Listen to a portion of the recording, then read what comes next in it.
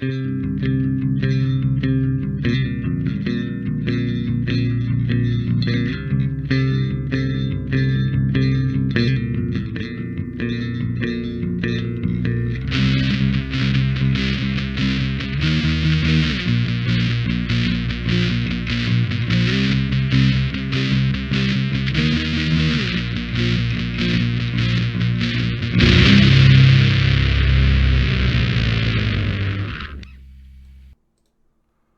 there, and welcome to another exciting episode of Way of the Brush with me, your host, Kris, aka Mini Wargaming Kris, aka The Name Butcher, aka Hey You, Get Off My Lawn.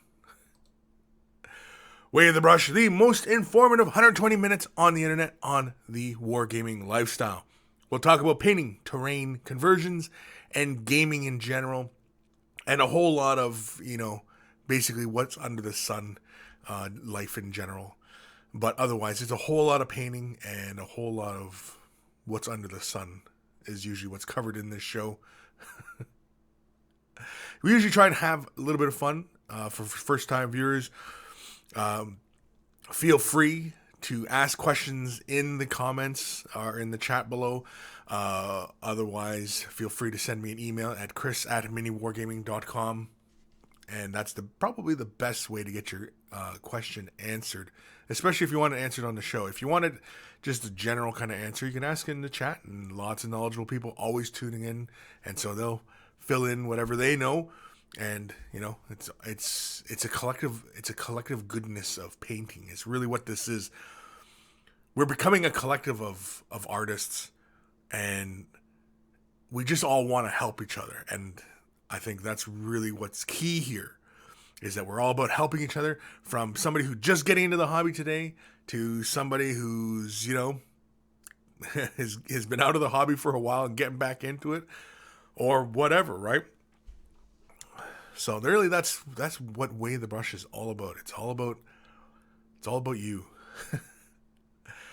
And I can see from the comments, Danish Artist is joining us today. Greetings, Kris. Happy New Year. Well, Happy New Year, Danish Artist. GS2 Holy man, he's on time today. Hello, everyone. Happy New Year. Knitfink, there she is. Hello, everyone. Raven Falls, hey, people. Happy New Year. Happy New Year. Kurt Krishone, Happy New Year. First novel submitted to 2 publishers. Found a new job after 3 months of unemployment. Started painting again. Overall, New Year is here. How about everyone else? Well, it sounds really good. What kind of stuff do you write, Kurt? Sci-fi stuff? I'm going to assume sci-fi because, we all are in. Everybody I think tunes in here is pretty much into 40K first and foremost, and then, everything else. Or we just love painting miniatures, or we just love tuning in for silliness. Either way. Let me know what you're writing there, Kurt. Isaac Neal, hey yo.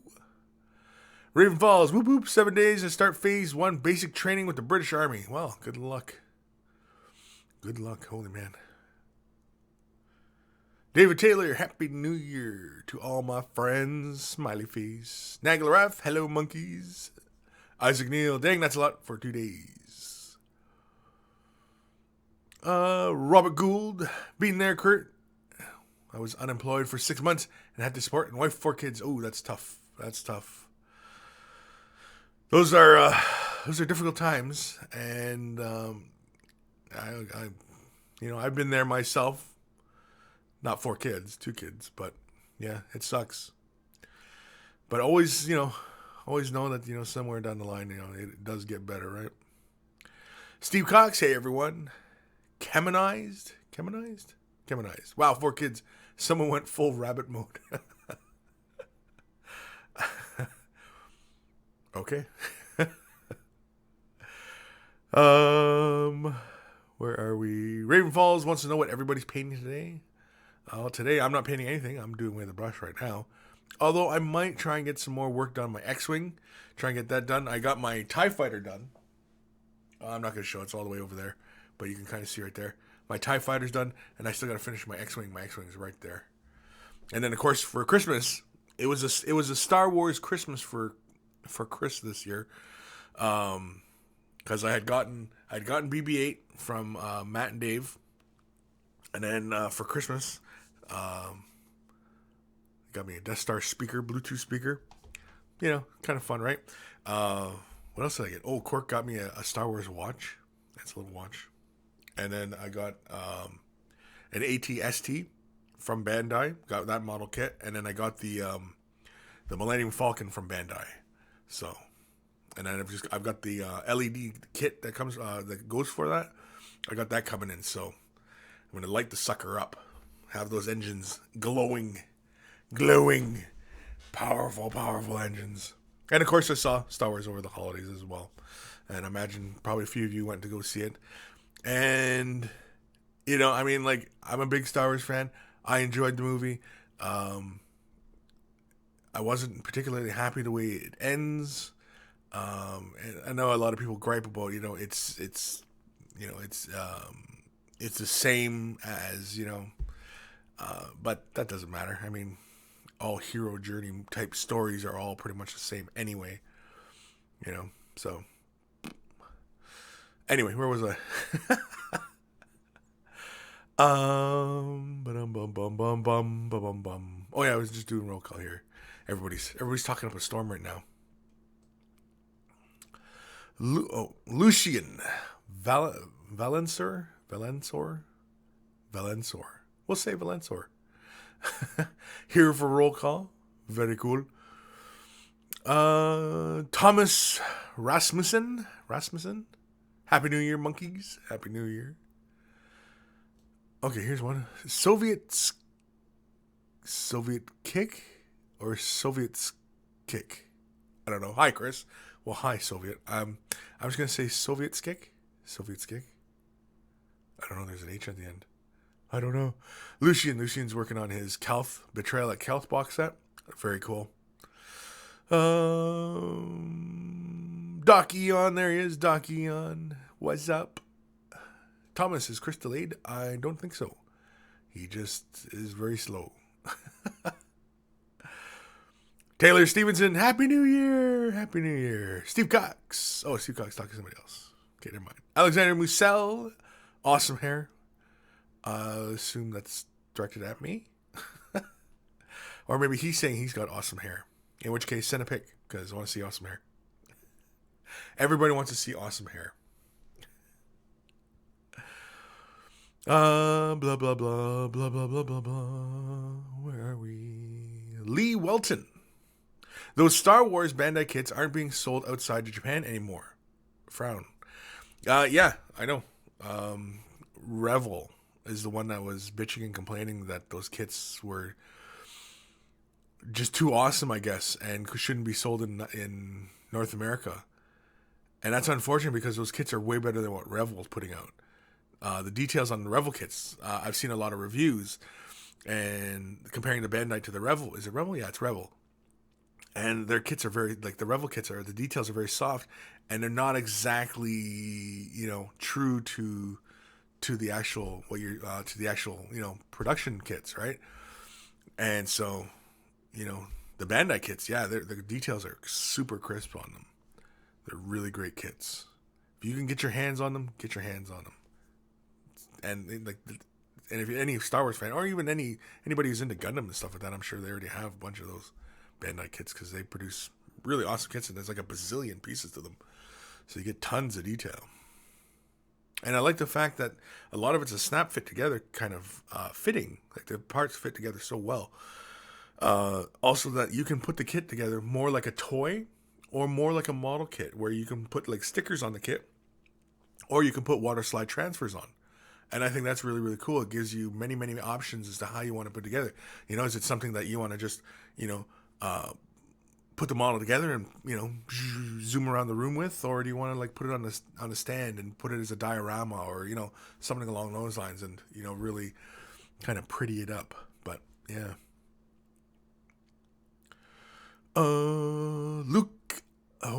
Lucas Severinsky. I'm going to say Severinsky. Anyway, hi, Chris. Happy New Year. Happy New Year. Simon McCallick. Hello.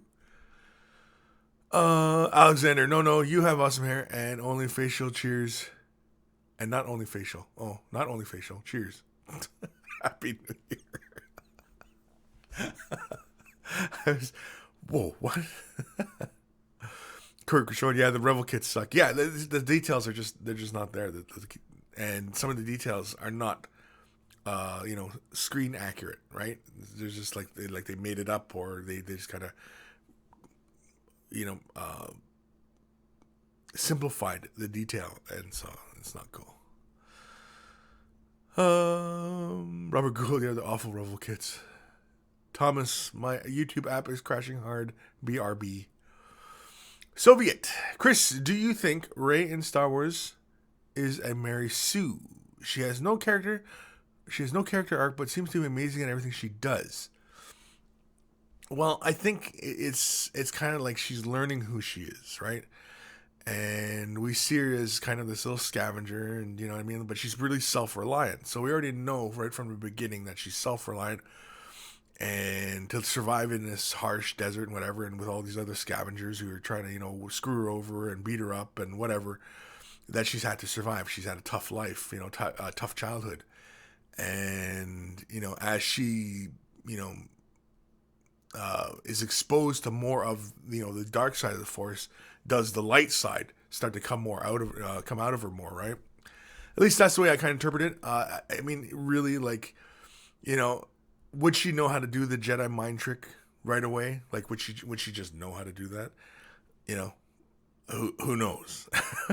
You know what I mean? Like, it's Star Wars, it's fantasy. I mean, you can make up any excuse you want, right? Because I mean, the one part that I found in the movie, and this is a spoiler for. Oh, no spoilers. Okay, no spoilers.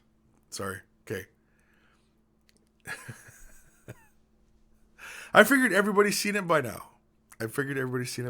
But anyway, okay. So we'll have to discuss that on another show. Maybe we'll have to discuss it on the Wargamers cinematics with Miranda and Adam, Tabletop Minion. Yeah, maybe we'll have to discuss it there, because we'll be doing that one again in the 17th, I do believe. So, yeah. Robert Gould, I wish Tammy would make some snap tight ones. Yeah, it would be cool. But I mean, like the Millennium Falcon kit, it's a little bit pricey. It's a little bit more expensive than the other kits, and it's only 1/44 scale, so it's a little bit smaller than like it's not the same scale as the X-wing, because the X-wings, I mean, like if it was to scale with the X-wings, it'd be about yay big, right? But it's only about yay big, and I kind of wish it was to scale, because it'd be nice. But it's also it's from the new movie, so it's got like the square radar dish. It's not the original trilogy, round radar dish.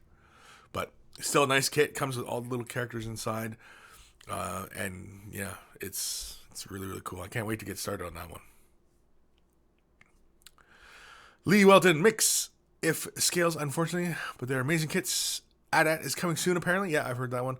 When I was in Japan, a load of Force Awakened kits had come out. Yeah. Oh, the other one I want as well is the R2 and BB-8, because BB-8 is just too cute. He's just a little guy, and if you watch the movie, yeah, he really, like, it's amazing how much character is in that little droid. But no spoilers.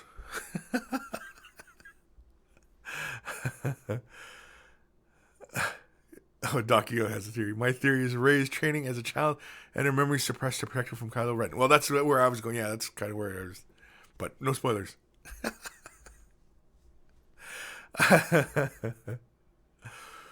Simon McCallick. I'm probably not saying McCallick right. McCallick? Anyway. Any opinions on 30K? Favorite Legion and such? 30K? Well, everybody here, we're all gearing up for 30K. Dave's starting an army. I think everybody's starting 2 armies, actually. Or maybe it's just one right now. Matt's got the army. Steve's got an army. Quirk's got an army.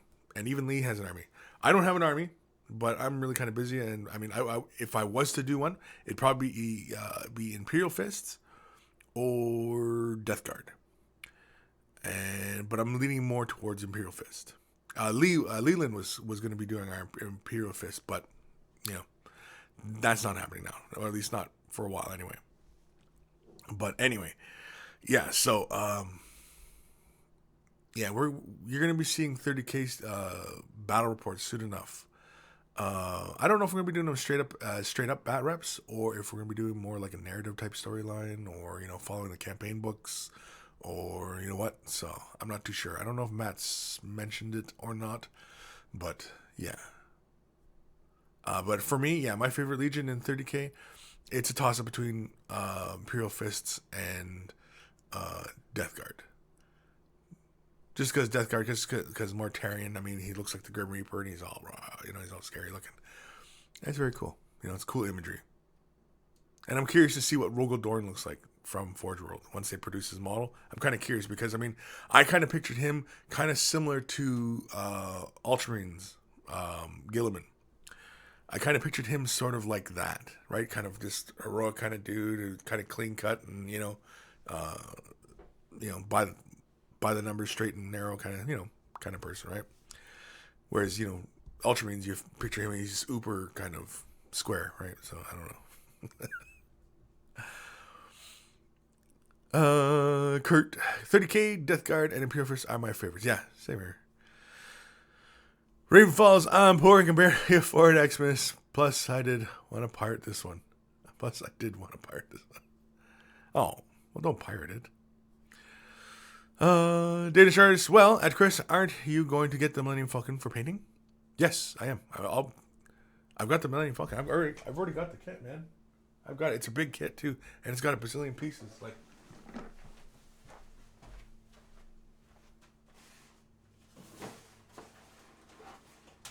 oh, son of a bitch. Oh, yeah. See, it's a big old kit. The box is just huge. Tons of details. I mean, like, it comes with all the little crew members. You can see there's a little BB-8 in there. There's Chewbacca, Han Solo, And I mean, like, and anybody who's never seen these Bandai kits, man, this thing's packed to the gills with parts. And let's see here. I'll show you one sprue that is just intimidating. Like, you get some, like, you look at the little pipings and everything like that. Like, those things are just tiny. Like, anybody who's put together Space Marines, this is nothing compared to Space Marines. This is, you want to test your model making metal. Look at the top row of this sprue. All those little, there's two sprues identical, like back to back, and you can see all those little nozzle things. Those are for the Millennium Falcon on the back end. You know how, like, a jet fighter, how it has those little guards that can direct the energy? Well, I guess the Millennium Falcon is supposed to be like that. And so all those little pistons are along the back, and that's what all those little things are. So there's a lot of parts to this kit. A lot. So yeah, you think putting together a Land Raider is kind of tough, and it's got a lot of parts to it. That's nothing. Put together one of these Bandai kits. These Bandai kits, like, even all of them, like even the X-Wing and the TIE Fighter, a bazillion pieces to them. Like, the wings of the TIE Fighter, it's like 15 pieces. Yeah, it's like 15 pieces. Just for the wing. Tons. Anywho. Steve Cox, Heresy Salamanders for the win. Yeah, that's what Matt's going. Matt's going Salamanders. Robert Gould. But wouldn't all the Primarchs be heroic looking? Well, no, not all of them. Because, I mean, you get, like, somebody like, Mortarion, and I mean, he's standing there and he's got this scythe and he's like, rah, Angron, he's like smacking Marines around and he's all rah, Whereas, like, Gilliman, he's standing like this, he's like that's all he's doing. So, like, when you're playing with him on the game, he's just always walking around, I'm Gilliman. Look at me, Look what I can do. Peter Franz. Hey, I made it out. Awesome. King Luke 222. There he is, King Luke. Danish is nice. Oh, you motioned it. Memory slip, I guess. Robert Gould, I've got the 148 scale Firefly tank that you have to assemble the tracks by each individual track link. Oh man, yeah. There's a lot of World War II kits that I like that. I remember I had one way back in the day. I can't remember, it was a Sherman, and yeah, you had to do all the track links all individually, and it was a small kit too. It was like only like yay big, and I don't know if it was 148. Could have been 148 because yeah, that'd be a Sherman would only be yay big because a man would only be about yeah. I think it was a 148. So yeah, so for any of you guys out there who are painting and want something else to challenge, I definitely recommend picking up a model kit. Especially for some of you guys, who feel like you're kind of burning out on your 40K armies or whatever armies you're working on. Go pick up a model kit. It doesn't have to be Star Wars. I mean, I'm talking all this, fluff about Bandai model kits, but pick up a model kit, World War II kit, sci-fi, Star Trek, Star Wars, whatever. Pick one up and just put it together and paint it, like you would. Like paint it like you would a miniature too, do the shading, highlighting, stuff like that. And, it's a nice break from, doing all the other crap as well. Soviet, I bought a friend of mine a Slanish Gratter Demon for his B-Day. On one of the legs was roughly 50 little spikes, 30 millimeter in length, that need to be glued individually, similar to your Falcon. Yeah. The Greater Demon? Or are you talking about the Forgeable one? Because the Forgeable one, the big demon, where she's like, she's got all those little tentacles and everything like that. Yeah, I know, all those little spikes on her leg. Yeah, you have to glue them in. That's a pain. Ishab011, Happy New Year, Kris. Sammy checking in from the North Carolina Southern Command. Let's hope that 2016 is a good one. Let's hope. That's all you can do is hope, right?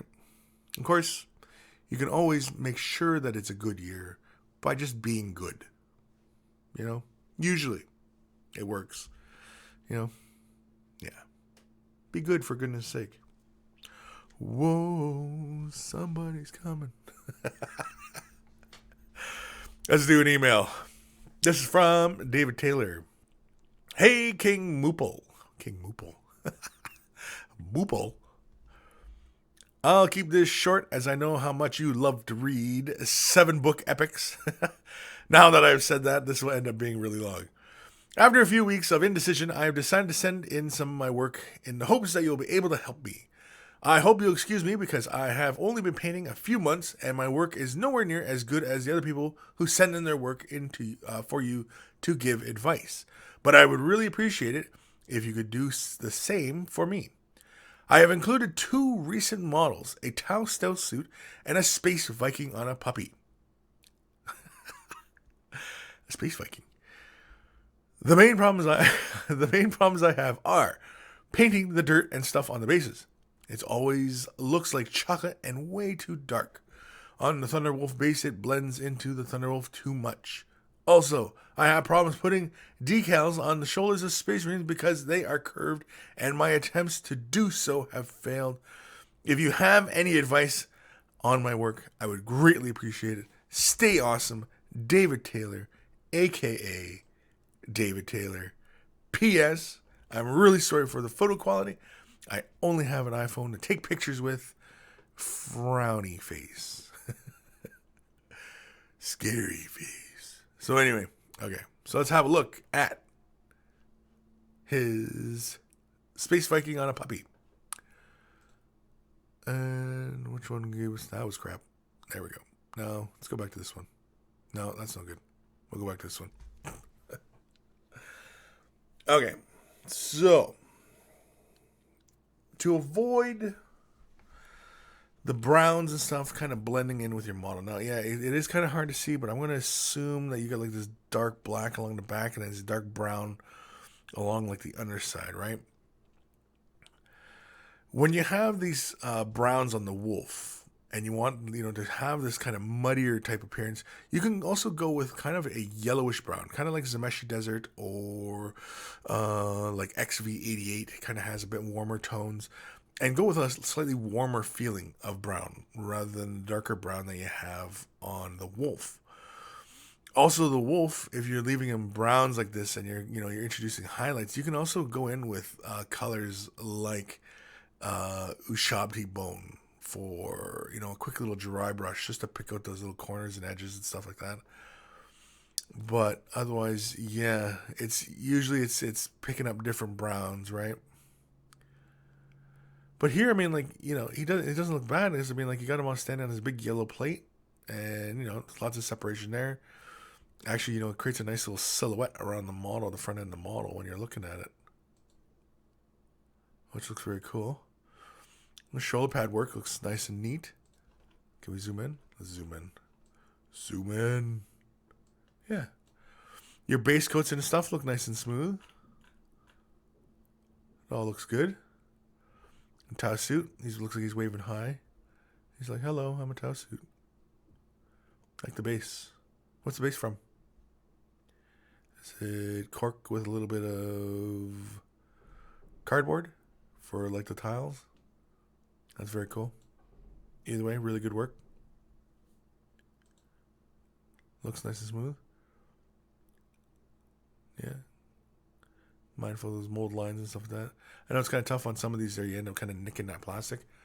Oftentimes, when I am cleaning the model from the sprue, I don't cut near the model. I actually cut further up the sprue. And then oftentimes, if need be, I will use my X-Acto blade and blade that little nib off. Just so I don't risk, you know, leaving big gaps like that. For the base as well on this, you could probably also go with grays. If you're going to stay with dark browns like this for the wolf, you could go with light grays. I mean, you can have it start off brown and dry brush up to a light gray, like a light gray. And that would look, you know, fairly natural, especially on ground and earth tones. You know, you often have the mixture of, you know, browns and grays and greens, and, you know, you have all these different tones at play with each other. But yeah. Was that it? That was it. What was the other thing? I thought there was another part to this. I thought this had a trick question at the end or something. Oh, right. No, the transfers, putting on the decals. Okay, so putting the decals on the shoulder pads. I'm going to assume you're talking about Space Wolves because we were looking at Space Wolves. The Space Wolf ones often have like an irregular shape to them, right? And sometimes you can get away with putting a slit, because sometimes you see how you'll have the design, but then you'll see how that carrier comes out further from the design. You see it's like this little barrier around it, right? You can actually put like little incisions on it sometimes, and that'll help it adhere to the surface. But otherwise, you need a product like this. Okay, this is decal solvent set. This is Walther's. And this is really good stuff. And basically what happens is you take the transfer, soak it in the water. Okay, and here's what I do for transfers. I have like a little bowl, and I have a couple millimeters of water. I take a cap full of white regular vinegar, put it into the water. Okay, mix it around. It adds a bit of acidity to the water, which helps take the transfer off the carrier paper. Okay, it speeds up that whole process as well as softening up the decal. Then I put the decal onto the model. Okay, very carefully squeegeeing out the water, and while it is still kind of sitting there, kind of damp, I take that solvent set and then put down a fairly generous amount over the entirety of the decal, even where the borders are of that carrier film, the entirety of that, and then let it set. And leave it alone. Don't touch it. Let it dry until it's completely dry, which usually is like an hour or two. It dries really fast. I'm not sure what exactly is in that stuff.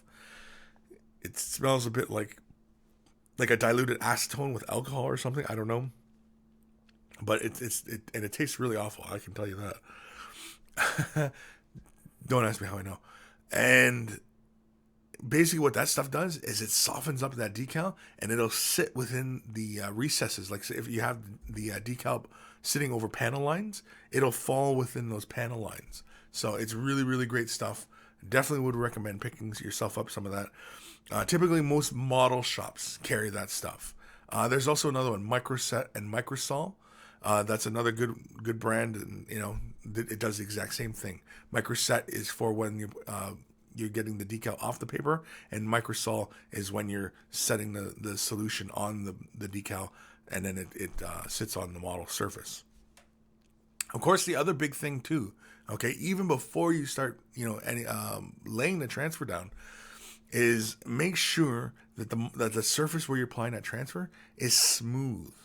Okay, so if you're applying it on top of the shoulder pad and you want to have, you want to have a nice smooth paint job there, even to make sure that it goes on really well, you can put a gloss coat over the entirety of the model or over the entirety of the area that's going to have the transfer. That makes it nice and smooth, and the transfer will sit right on that perfectly.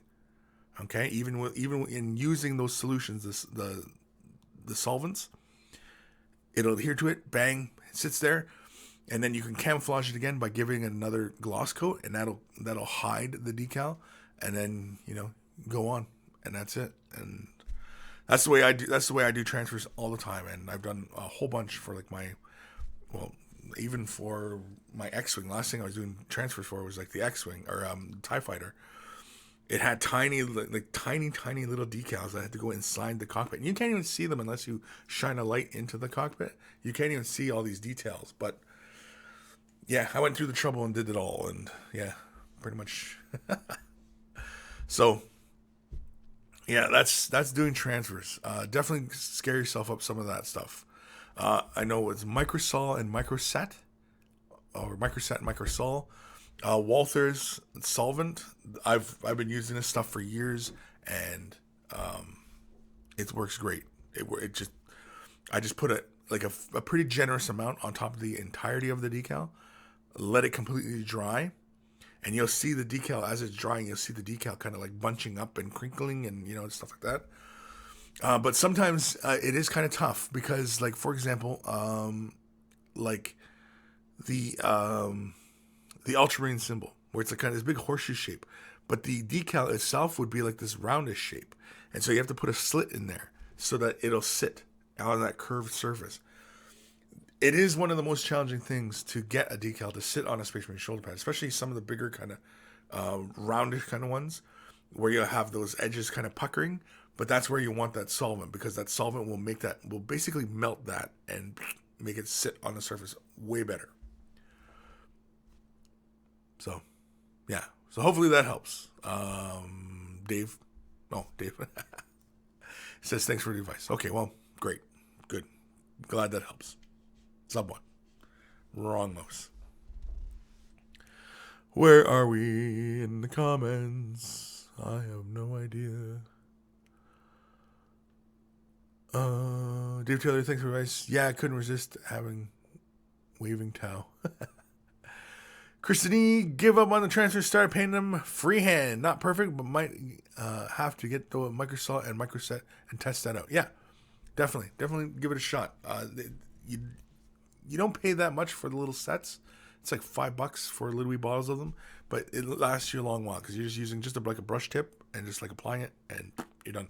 If you are applying it by brush, I definitely would recommend you use synthetic brushes to do it, not your good sable-haired brushes, because it is an acid, so it will eat the hairs. So don't do it. Use a synthetic brush when applying the sets. King Luke 2222, Kris, I need help painting gems, specifically red ones. On some of the Blood Angels I'm painting, I'm looking at a few tutorials, yet my problem is always that I end up looking like colors instead of a 3D effect. Okay, so you're painting red gems on Blood Angels. Now, don't get me wrong, that looks cool. Okay, and it's very doable.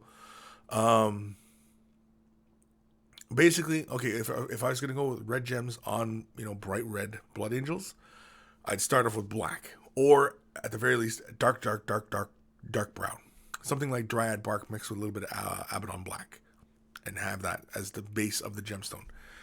Then let's imagine this little mouse here. I'll turn that off there so it doesn't do anything goofy. Imagine a little mouse here. Okay, is the gemstone surface. Yeah, I know the connection lost. So paint the entirety of the stone. and then I'll come in, say, with like Mephiston red. And depending on the size of the stone, now if the stone is fairly big, then you can put down more than like a couple layers down. Sometimes you can wet blend them. Wet blending, it actually is probably the best way to go about and the quickest way to go about painting gemstones. But if you're not comfortable with wet blending, then, you know, that's something to build on later on. But anyway, basically the entirety is really, really dark. Okay, and then I'll come in with something like Mephiston red, and I'll paint like 3/4 of it, but leaving this circular shape kind of in this area, and then the rest of this down is Mephiston red, and then it's a little bit of Evil Sun Scarlet, and then maybe Troll Slayer orange, and then Fire Dragon bright, and then just a tiny little dot in this bottom corner on this edge here, in say Uriel yellow, and then I often do 2 little white dots up in that circular dark area, 2 little dots. Like, I'll do 1 dot bigger and 1 dot smaller. And that's often how I do gemstones. If you wet blend them, if you're comfortable with wet blending, and or they are big enough that you can do that and get a smoother transition going on. But also the other hard part is knowing which way to shade and highlight the colors, right? Because sometimes it doesn't always work, because maybe, for example, the gemstone's on his thigh, but his thigh is like kind of bending upwards, and so you have the highlight at the high point closest to his hip. That wouldn't make sense. It actually would be closer to the knee, where the darker colors would remain. And so just remember that you're emulating the light coming in, and the darker color stays at the top, and it gets brighter at the bottom. So the light comes in, and then you have the 2 little white dots at the top in the dark area to represent that light source. And, you know, you have a really bright color at the opposite end of that. And it often looks better when it's off on an angle. Like from the white line to the bright spot color. It often works best if it's on an angle. Straight up and down, it works, but it just, you know, it often looks better if it's off on an angle. And so hopefully, King Luke, that kind of helps. I do have a few videos in the vault on doing gemstones. I think I got quite a few videos in the vault on gemstones, doing them everything from almost every color, I think. So, although I don't know if I've done amber. I think I've done amber, but I might not have. I don't know. But anyway, yeah, so hopefully that kind of helps. Hopefully it kind of clears it up for you a bit, King Luke. Robert Gould. Also, they make a decal scissors. Buy any small set of scissors will do. Yeah. I usually just use my X-Acto blade and just kind of cut the thing out. You know, slap it in, right? Soviet. I'll just say Soviet. I tried to add some chevron markings to my Minotaur Marines. Had the same issue Kris mentioned, and I decided to just paint them on instead. Yeah, it is kind of tough, you know. And I mean, like, it's really just, you know, what you're comfortable with. I mean, like, you know, people say, well, decals, you know, much cleaner look, right? But some people aren't, you know, they're not that comfortable with doing decals. And, you know, getting decals to work for you, it doesn't take as long as freehanding. Unless you're really good at freehanding and you're just good at drawing, and then by all means, draw it, right? Because then you can also create whatever you want. But when you use decal, you can also paint on top of that decal as well. And, you know, you can shade it, highlight it, and do all those kind of things. Just use it as a template for, you know, whatever you want to do, right? So, many options. Taylor Stevenson. Kris, any advice for basing my new Ultramarines army? Got a few squads painted up, but can't decide on the bases. How do you decide what kind of base design to go for? Well, I mentioned this a few times. I don't know if I have a video. I think there is a video on bases, on deciding on color schemes. I don't know if you're a Vault member or not, but there are a few videos on choosing colors for bases.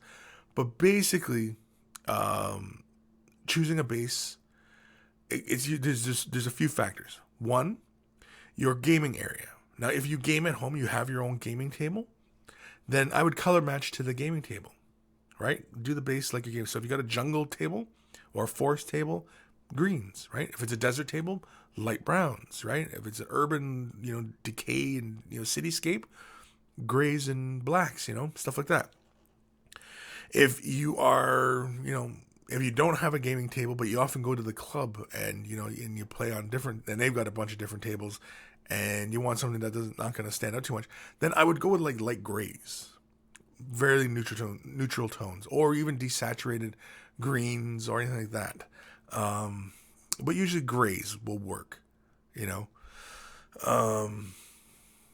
Otherwise, if you're doing the base towards, say, like a display standard, like you're just painting it and you're just going to put it on your shelf and look at it, admire it, and, then really it's kind of what goes well with the model. And so if you're doing ultramarines, you're doing ultramarines, then oftentimes ultramarines, they look really good when you do them like on a sandy desert where you have this brown yellow, because that plays very nicely with the blue.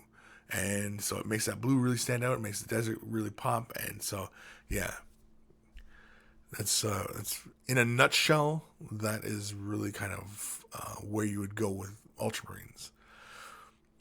If you're gaming, first and foremost, I would go with whatever. If these are gaming pieces, yeah. If you're painting these up for gaming pieces, then definitely paint them up like your gaming surface.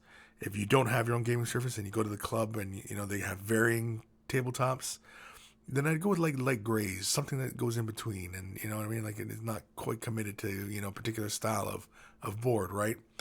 And if you're doing it for yourself and just want to have them sitting on your shelf and looking pretty, then I would do something like a desert, or light browns and yellows and things like that, kind of like a desert, kind of like. And I think oftentimes that's the way they do paint the ultramarines, is in that earthy desert tone, just because it looks so good, right? So, yeah. Mark Hill, hey Kris, hey guys, hope everyone had a good Christmas and New Year. Same to you, Mark. Not too bad, actually.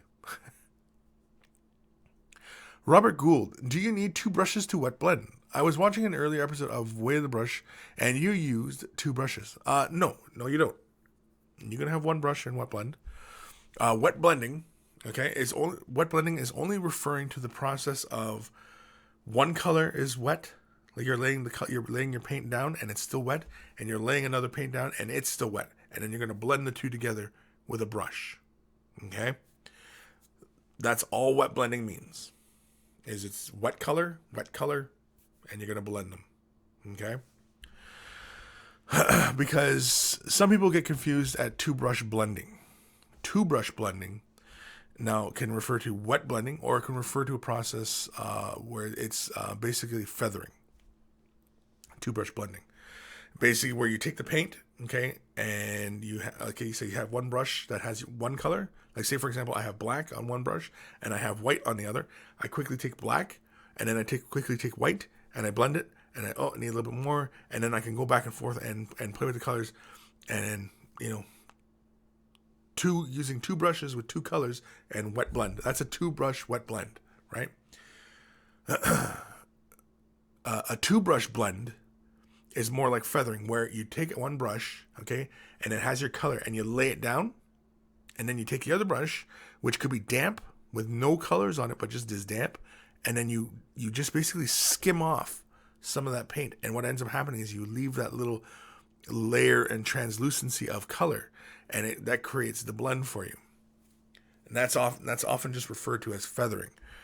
Basically, you're just taking the color, and then you're just feathering the edges out, and it just blends out, and it's relying on the one color sitting on top of the other, and as it's getting thinner and thinner and thinner, more of this undercolor shows through, and to the eye, it creates a color blend. Even though technically it's just one color sitting on top of another, but to the eye, it sees the colors blending together and making a new color, or blending in and out, right? So. Really quickly, yeah, that's wet blending. Wet blending. So, so to answer your question, no, you do not need 2 brushes to wet blend, because I can take one brush, right? Take my color, lay it on the model really fast, rinse it off, take another color, and blend the 2 in, right? And I've just used one brush, but I've done a wet blend. So, hopefully, Robert, that answers your question. and is a little bit. It's all a little clearer to you now. Clayton Tate, there he is. Clayton Tate. Hey everybody, happy 2016. King Luke 222. I think one of my problems are my white dots are too big. I keep practicing though, and look into wet blending. Thank you.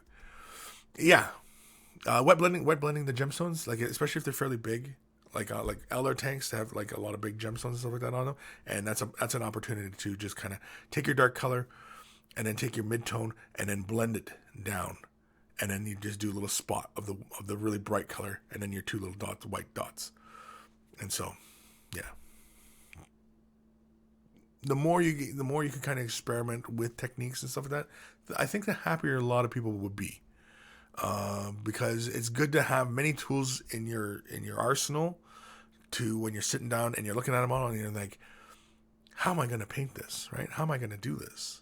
And so when you're not afraid of the model and you're just thinking, well, I could do this, I could blend this, maybe I'll try dry brushing it here, and maybe it's just a simple layering here, you know what I mean? And you get through, you can visualize your model a lot better, and then you're done, right? So, yeah. Wrong mouse.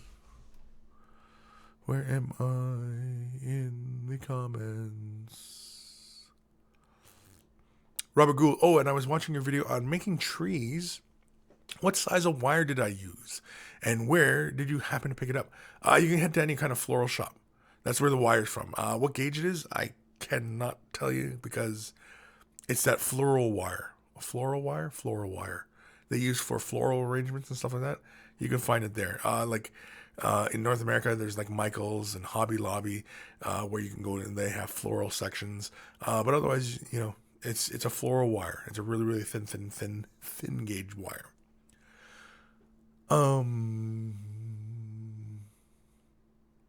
Ishyab 0101, not to plug any particular thing, but join Mini Wargaming Vault. It is totally worth it. Kris has a whole lot of tips and tricks, as well as there's downloadable DVDs and to help you and all your skills. Yeah. No, and you know, like it sounds like you're tooting your own horn sometimes, but like Mini Wargaming's Vault is really, really good. Especially if you're just getting into painting and just getting into this hobby. Not just because of the stuff that I've produced, but I mean, we also have like Awesome Paint Job, Lesser Burley, you know, Austin Brush for Hire. Man, we got content from all sorts of people in there that, you know, have produced really, really great stuff and very, very informative. And, you know, so yeah, I mean, Mini Wargaming Vault, it's really, it's like a one-stop shop really, because I mean, you have entertaining videos as well as informative ones as well. And it also keeps me employed. So, yeah. Soviet. Kris, how would you make mudguards on a tank look bent and battered? Old tanks that have seen service in war always have thin exposed metal beaten and contorted. Especially mud guards, because they got to be fairly thin. I would go with like a thin plastic card and cut the shape out. You can either, you know, like with like a candle or like, you know, like a heat source, warm the plastic up just a bit and give it a slight bends. Just warm the plastic. Don't put it right in the flame. Just warm it. A heat gun would be a little bit too big. I think it'd be a little overkill. Just because so the cone would be so big. Whereas like if you just had like a little candle and you just kind of warm the edges and just kind of bent it and contorted it. Brass, thin sheets of brass, you could probably just bend it yourself, and you know, I mean, that bends really, really well. I think even really thin plastic card, I think would probably just bend and hold its shape. Couldn't be for sure. Otherwise, you could use something like green stuff, thin it out in a thin sheet, bend it up, you know, and then, you know, shape it. If you're not that comfortable, you could just roll a thin sheet, cut the little squares out, and then bend it to shape. I don't know how well it would hold its shape though, but yeah, many different ways. I would go with the plastic card though, or if you can find it, thin sheets of brass sheets. Uncle Willy Wow, waves. Uncle Willy Well. I'm going to have a sip of coffee here. I can feel my throat getting parched. Ah, very good. Good. Robert Gould, I've used the heat on the other side of the plastic and then took tweezers and bent it in the shape that I want. Yeah, I think that's probably what we're talking about there, is the plates. Spike you, I made it. Woot. Awesome. Kris, a good alternative to brush blending is one brush blending thing as shown by Bandai Painting Buddha, if I recall. Not sure if Kris has done a tutorial on it. An alternate to two brush blending is the one brush blending. Kris, loaded brush. Yeah. Where you take the color. Yeah, that's another way too. That one, well, I guess with everything it would take practice. I've never done it myself. Just because, just never. I don't know how much. I imagine maybe it speeds up a bit of time going with a loaded brush. I don't know. I've never tried it myself. But basically all you're doing is you grab, a generous amount on the bristles, and then you grab your highlight color or shade color and just leave it just a little bit at the tip, and then you can blend it on the model like that. I'd imagine it would probably try and save you a bit of time, right? Because you just quickly grab your two colors and then you blend it. Should be time saving, right? I don't know. Never done it myself, Parker Gray, employment is always good. Hello, everyone. Yeah, employment's always good.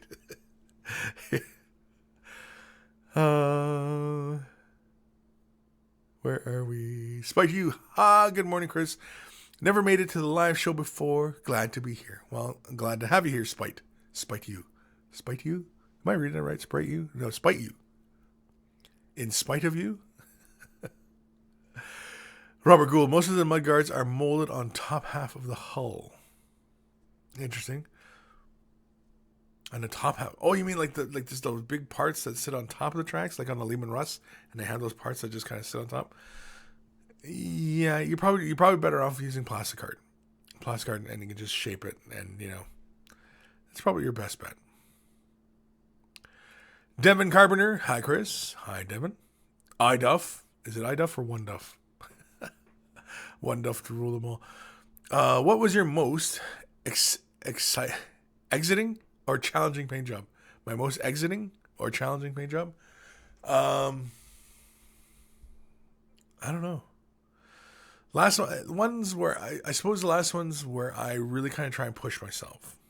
And unfortunately, I don't have a whole lot of time to get, some of these bigger ones done. For example, in the mini wargaming vault, I had painted Nagash. I had painted this Celestin Prime.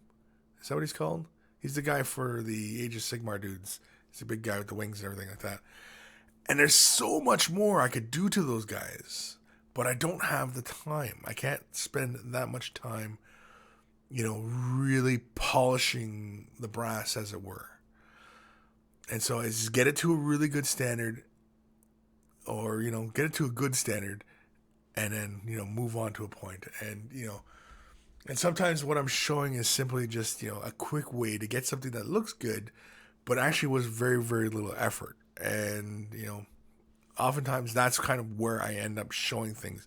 I often don't get to take things to a very, very high standard, just because anybody will tell you that taking it to a high standard simply is requiring just more time. It's more time.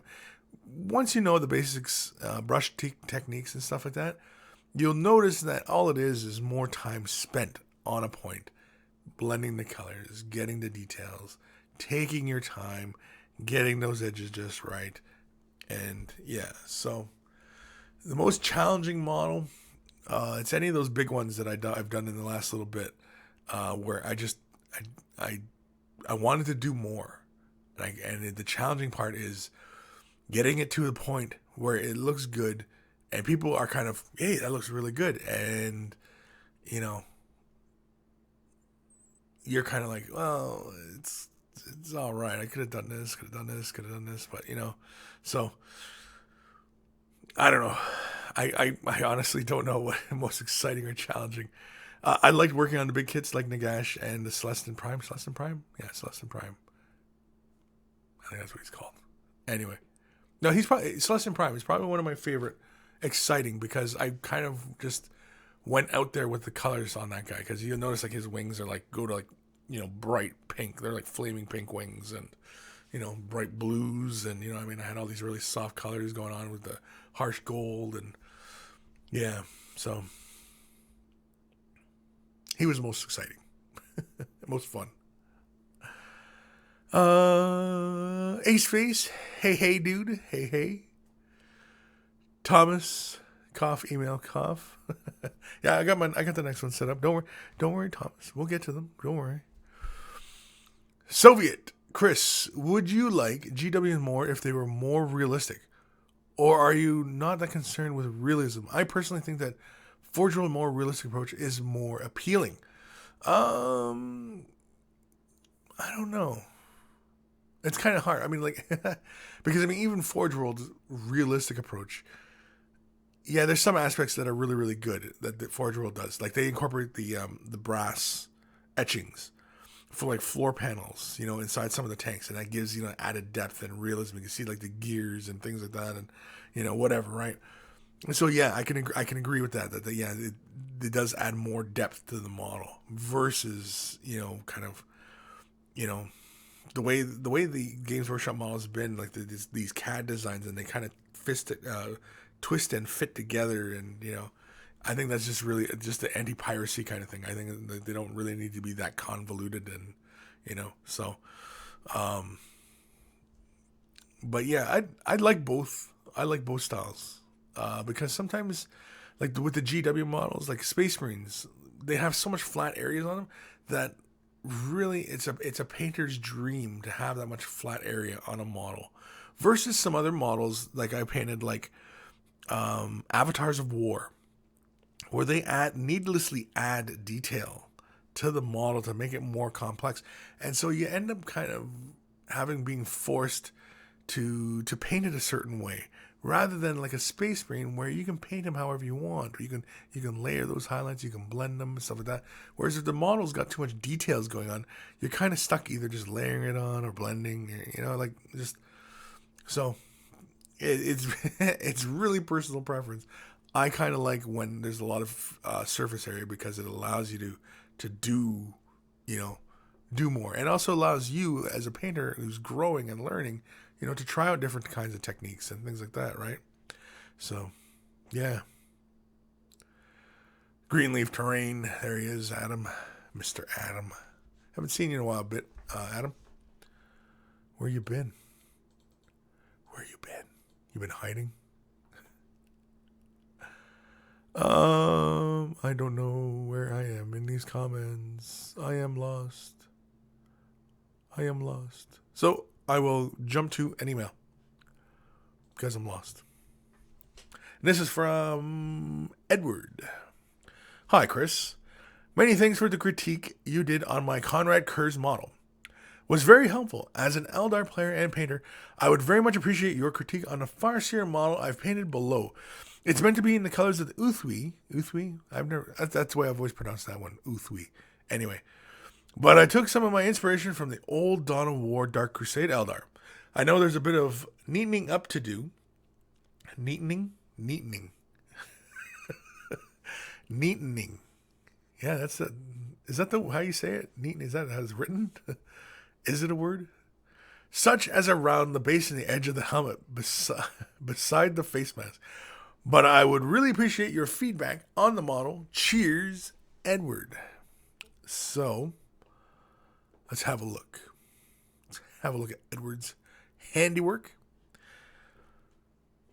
Well, I would say, for the most part, it's fairly clean. I like how he's trying to get this glow going on in the runes. I like that. That's very cool. It looks like he's got a little bit of glazing going on in the blade here. I think a little bit of neatening that up.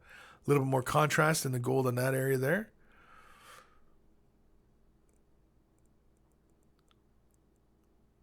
Now, with the base and a cloth. See how they're kind of blending together, and you got that dark black, and you also get the boot. Oh, it's all the boot. Yeah, I think I'd go with something else with this base. Just because the cloak and the stones look the same color, and it's all the same, right? I would go with something else. I would either go with like kind of a blue gray, not quite like the cloak, a little lighter than that, or even just like almost like Dawnstone, I guess, like light gray, and then just give it like a little edge dry brushing of administratum gray, or even white, just a little dry brushing just to pick out those edges and stuff. Let's have a look here. Also, if you're feeling brave, freehand some design, some line work or whatever.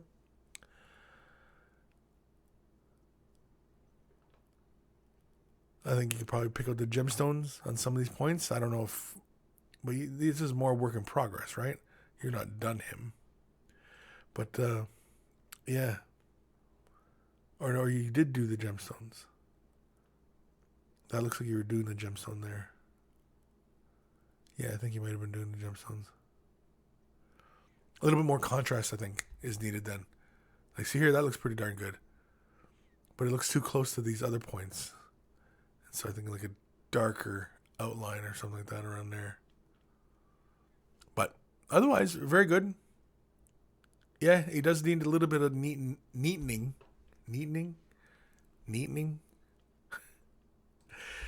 But otherwise, yeah, it looks really good. I like it. I think just got to neaten up some of those points. Since he's a character model, I think, I would definitely spend a little bit more time on him. Definitely, pick out some of those gemstones and, anything like that.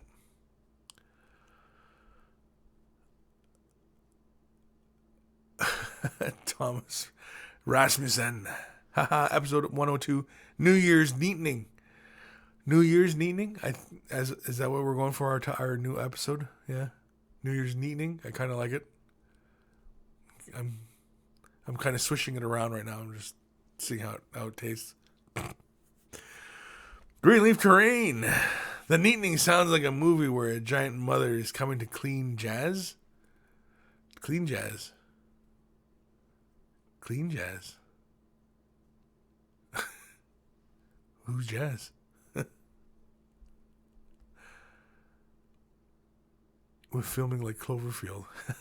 Or just kind of this big mother walking around running amok. Yeah, okay. I could see it. And David Taylor and Nick Cage playing the mother. No, that's scary. That's a scary, scary movie. Devin Carpenter, Kris, I am painting Imperial Fists and I want them to be a darker yellow. What do you suggest? For a darker yellow, typically everybody uses Agrax Earthshade.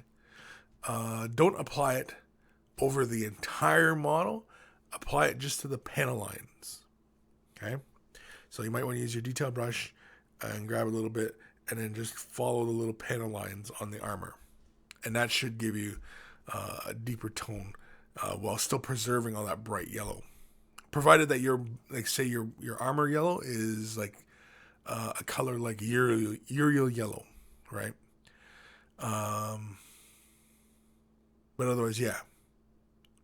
If you want to go with a darker tone, because darker yellow doesn't really make sense, because darker yellow just kind of either becomes dark brown or dark orange, or light orange, I should say, or light brown. So it really depends on what kind of Imperial Fists you like. Do you like them looking kind of brownish, or do you like them looking kind of orangish, kind of goldish, right? And so that's really up to you. I kind of like them goldish rather than brownish, but either way kind of works, Because also you can play with some sepia in there as well. But otherwise, yeah, just follow the panel lines with Agrax Earthshade. Just put the base down and then just follow the panel lines. And it should give you an interesting effect. Tolo, there he is. Neatening the dooders. Neatening the dooders? Neatening. Neatening. Robert Gould, Stormtroopers gone rabbit mode. Rapid. Can't even read now. Rabbit mode. Soviet. Kris, do you prefer 40K R-rated or the more recent PG-rated 40K releases? I'm personally sad to see the universe being censored or toned down. It's always gone back and forth. Citadel's always gone back and forth as far as, where like they push like nudity or things like that. If it's a good sculpt, it's a good sculpt. And what kind of rating it has really shouldn't matter. For example, I mean, like the old harpies from Citadel, like I'm talking like the old harpies, they were not a very good sculpt, and they had boobies and everything like that hanging out, and it's just they weren't a good sculpt. But there was another version of the harpies they put out, and they looked more like elves with these leathery kind of wings, and they were nude, and they looked really, really good, and they were a good sculpt. And so I think that it really depends. I mean, if it's a good sculpt, then it doesn't matter really if it's an R or PG or G. It really, I guess, what really determines it is them and what their target audience is. Do they want to target kids, or do they want to target young adults? Do they want to target older? It really is what they're after, and we're just a consumer as far as that point. I mean, if you don't like it, don't buy it, right? If you like your games and stuff to be a little bit more R-rated, then I mean, there's companies out there who are providing that. Kingdom Death is giving everybody their R rating. Heck, that's NC-17 rating type stuff, and it's good. The sculpts are good. So, why not support them? Because they're providing good art, good sculpts. I've never played the game, but I hear the game is quite interesting. But, yeah. Right? Why not? So, it's really entirely up to you, and how you affect the market is by your dollar, by your spending dollar, and where you put your spending dollar.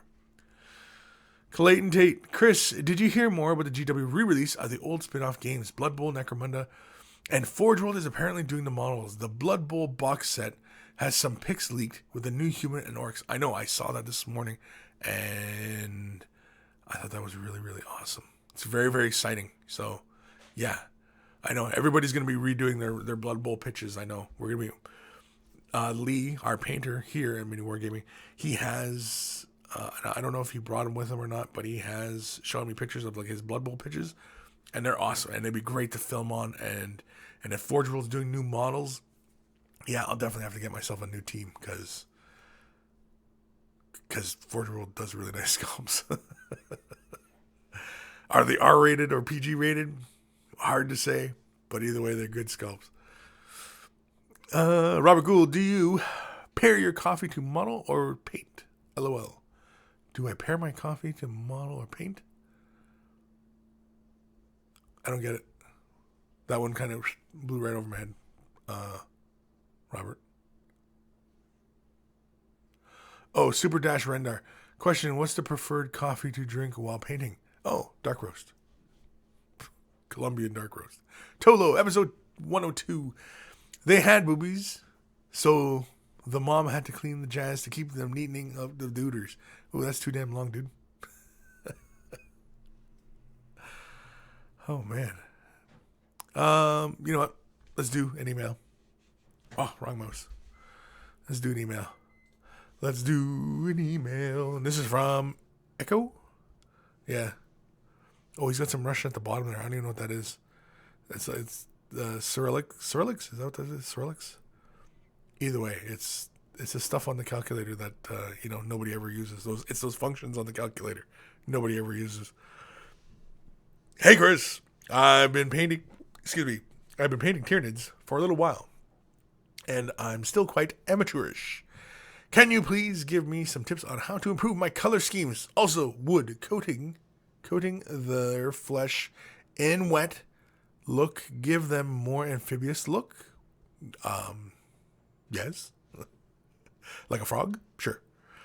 Main body, Macragge blue, carapace, Abaddon black, wash, Reichland flesh shade, carapace highlight, Zero purple and Gene Stealer purple, claws lead belcher, claw highlight, Necron compound. Very interesting. What is it for? Oh, for Tyranids.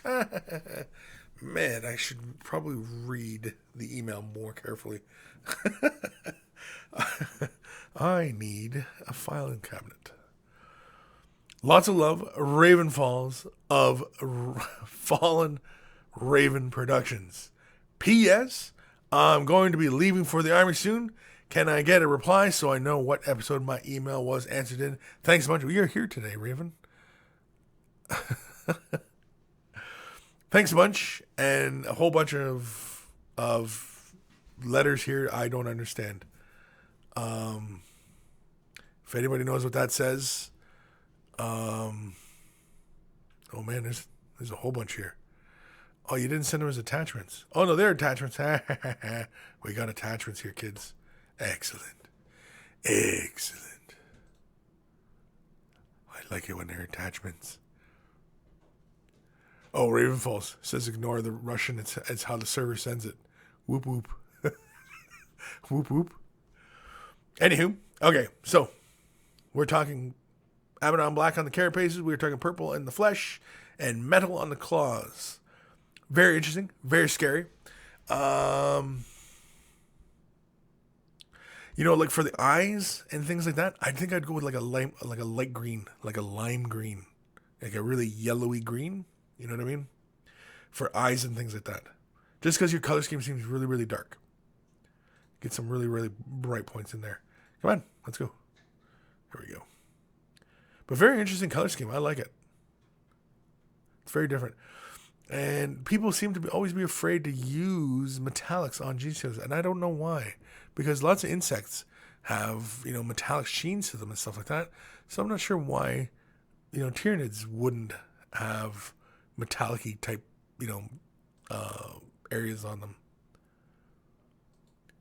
Very cool. I like it. Picture's a little bit dark, but that's okay. It's the old Biovore. It's the old sad Biovore. Tyranid guard. Yeah, I like this color scheme. Yeah, see how you got like the green on the tubes and stuff like that? I'd stay consistent with that. Have more green on the tubes, but like in the eyes and stuff like that. Well, these guys don't have eyes, but for eyes and things, I do them in bright green. A bright yellowy green. He looks cool. Very cool. Was that it? That was it. I think that was it. Yeah, so what your question in the email was, what can you do to improve the color scheme? This color scheme works pretty well, I think. The main body is Macragge blue with a wash, and then the carapace is given the edges of purple. It starts off black, right? So overall, it's very dark. Again, like I said, the light green, I think for the tubes and for like the eyeballs, I think would be really, really cool. Even for the tongues as well. You can keep the tongues red, but you can also do the tongues like a bright green as well. Claws, lead belcher, highlighted with Necron compound. Very interesting, very cool. What color is the flesh? The color is blue, right? What if you took, where the metal and the flesh ends? What if you took like an ink wash and blended that, say Gilliman blue or Drakenhof Nightshade, and made a color transition in there from the metallic to the flesh tone, right? And so it felt more like, the flesh is blending into like metals and stuff. Something to think about.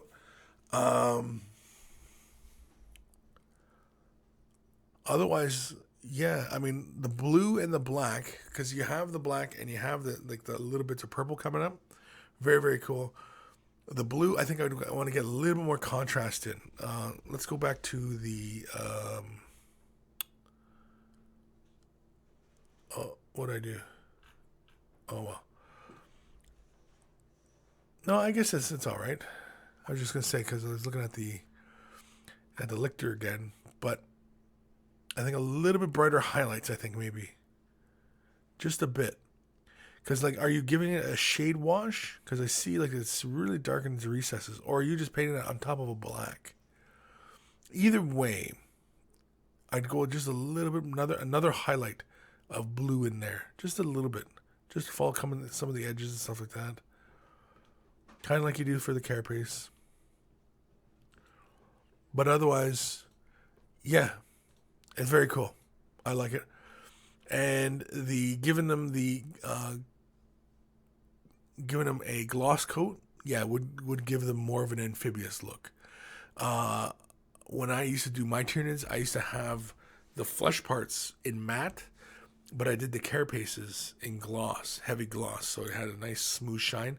So you had this contrast between the heart of the shell and then like the kind of little fleshy type bits and stuff like that. And so I thought that was just something kind of fun, you know.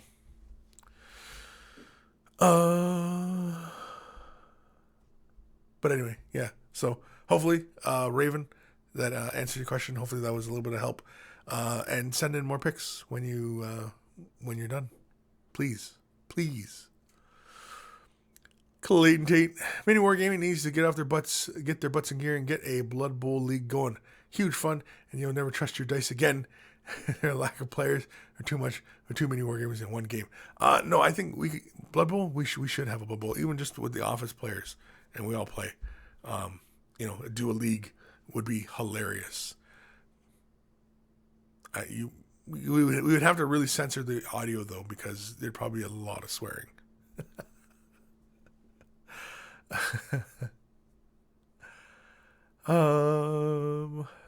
David Taylor, there was a beetle outside my house the other day with a gold shell. I figured it was like a wrapper or something. Okay.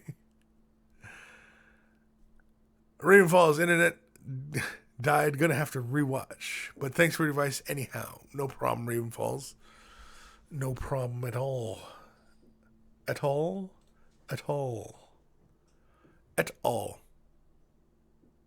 Yeah, in spite you have a great look though. Yeah, I thought it has a really good look.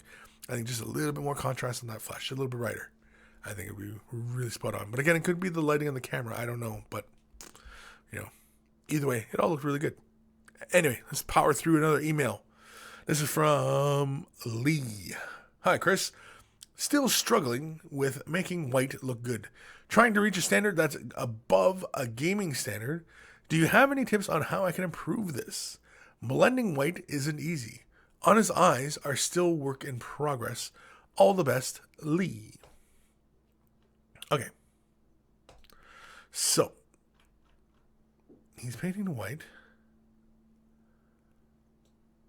You know what, dude? I think this looks pretty darn good as is.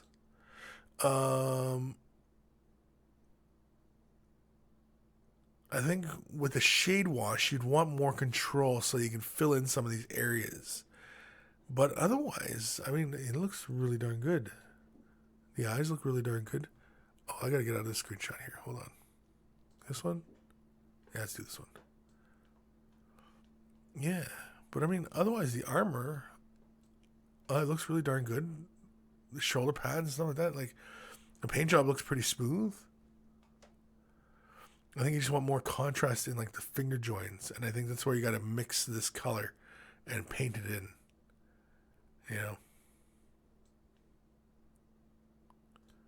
Because I mean, like this light here looks really good. I even like he's got the chipped battle damage and stuff like that. It looks really, really cool. Let's go to the next one. Zoom in. Yeah, see, I'm liking how smooth that green is on that shoulder pad. That's really good. I like your I like your color transition of colors on the armor. And I mean Death Guard, I mean like the armor, like yeah, it's supposed to be kind of a white, but I mean because they're all kind of clanky and they're all war torn and you already have them like with already kind of gash marks in them and stuff like that, I don't think you need to go any brighter or white. I think this is really, really good as is. This, this looks like, straight out of the books. I honestly don't think you need to do any more other than, getting the shade lining more complete in some areas. Like, for example, like the fingers and the elbow joints here. But otherwise, I mean, it's solid all around. No, it's really good. I don't really think you're in any kind of trouble at all. And his eyes, yeah, the eyes are still in progress.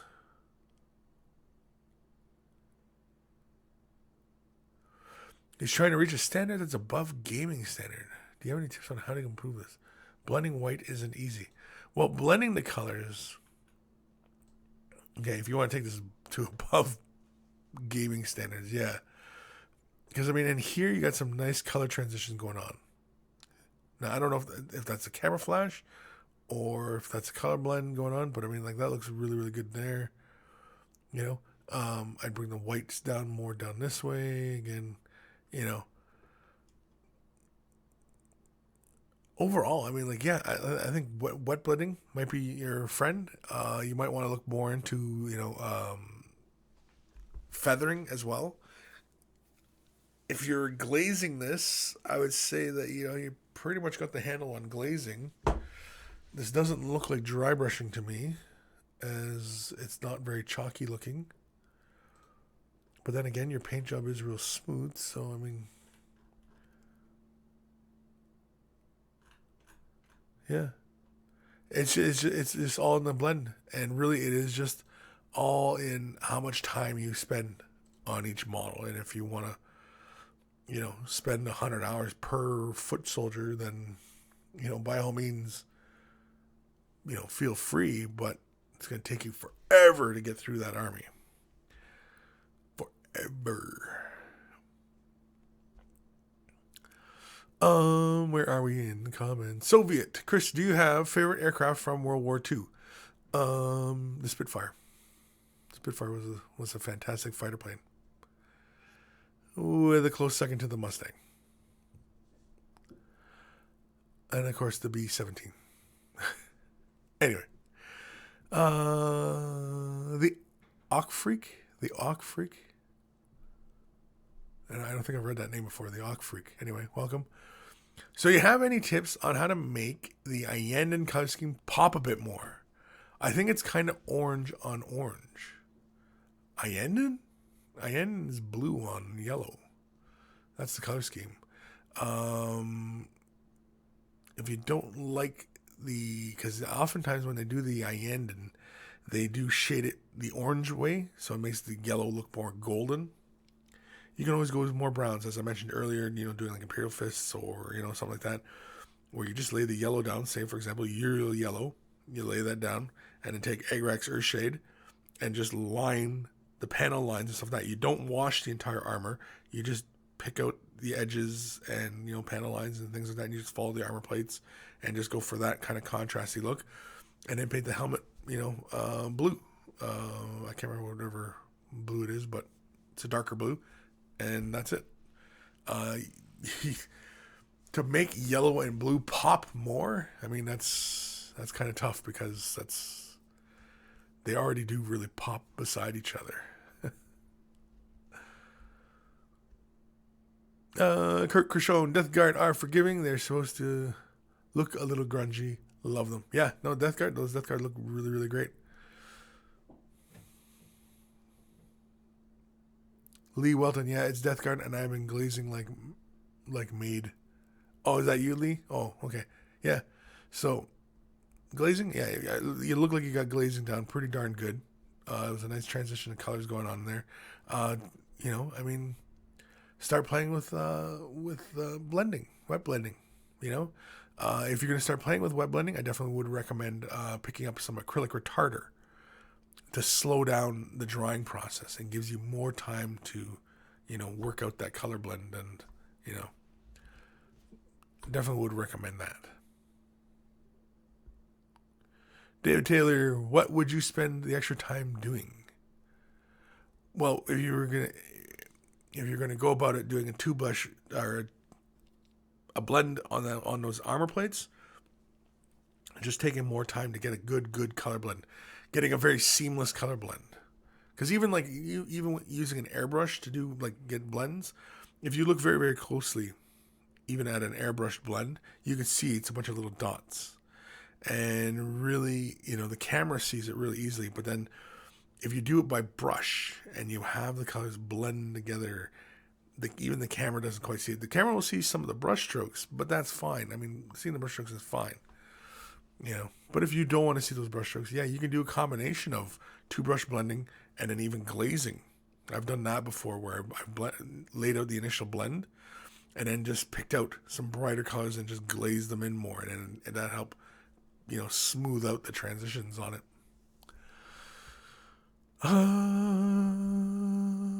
Lee Welton, cheers, Chris. Okay, Christian E, BF 109 for the win. Thomas, episode 102, neatening forever. Forever. Shio 720. Hey Chris, I finally made it to another live show. Thanks very much for the painting pedestal. It's been a huge help. Awesome. Great. Hopefully you're using it lots. Hopefully it makes your painting more comfortable. And yeah. That's very cool. You should send a picture in of you using it, and yeah, please. Or just your hands, whatever. Robert Gould, F4U Wildcat. Lee Weldon. That was the tester, and now I'm trying to sponge chip. Spitfire all the way. Edited 148 kits are great. The sponge chipping, it is kind of tough on little Marines because you got to be very, very careful. But I mean, if you've left the backpack off and you've left the gun off, then sponge chipping is it's no problem, right? But yeah, if you've left the gun and backpack on, it's a huge pain in the butt. Huge.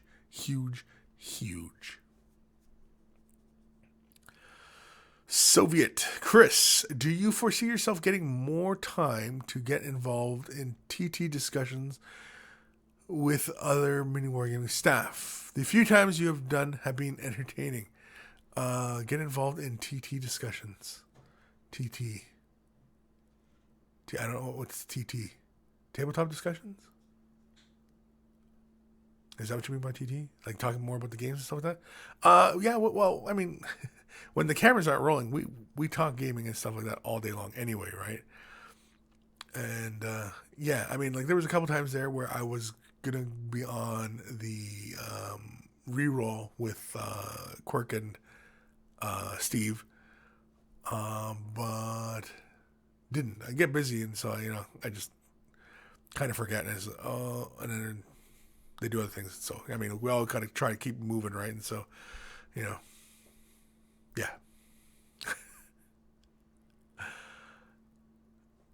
Kershaw, did you put the pedestals up for sale yet? No, I have not. I think what I am going to do, though, is I think I'm going to sell them through Mini Wargaming Store. Just so that, they get a nice little bit of exposure that way. Because, Mini Wargaming. And, yeah, so they'll most likely be going up on the Mini Wargaming Store soon enough. Limited runs, too, I think. They're not going to be, because they're all hand done by me, right? So. Kevin Eyes finally bought my first brush. So much easier to paint instead of using my fingers to smear colors around. Ha ha ha. Very funny.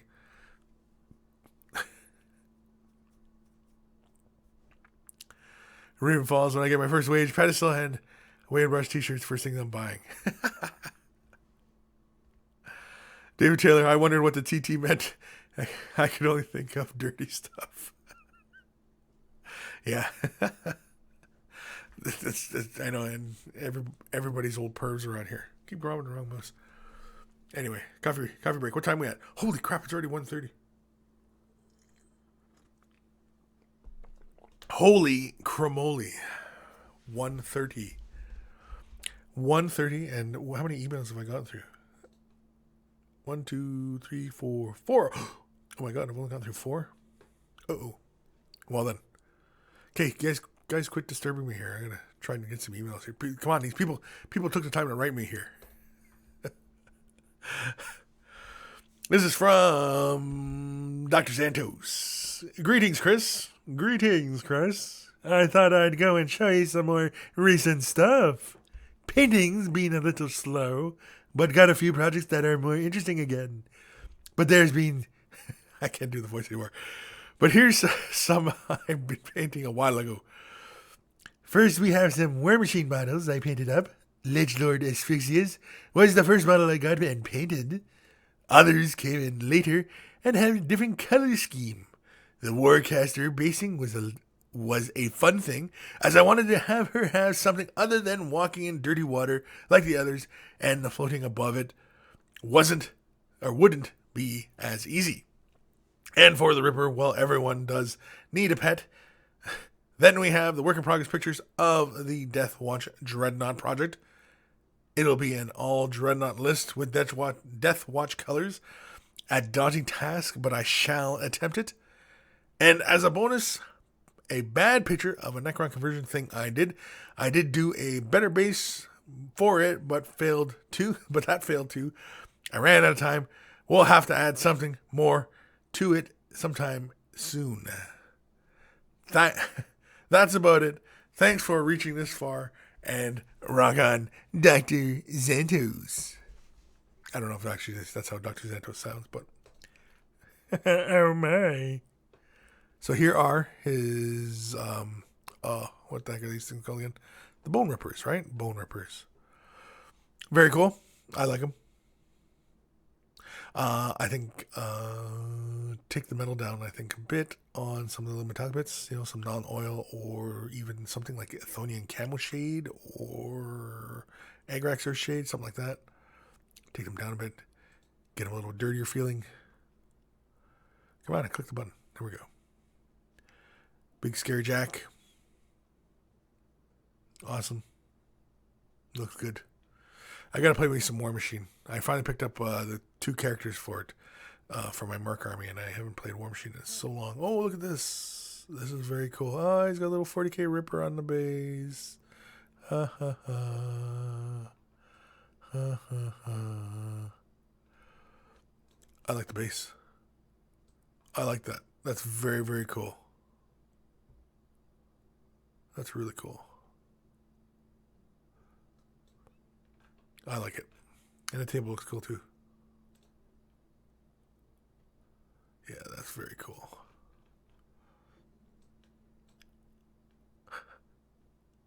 It'd be like a crappy job to have, but there's the Fixius. Very cool. Scary. Nice and neat. Oh, I like the eye and the staff. That's cool.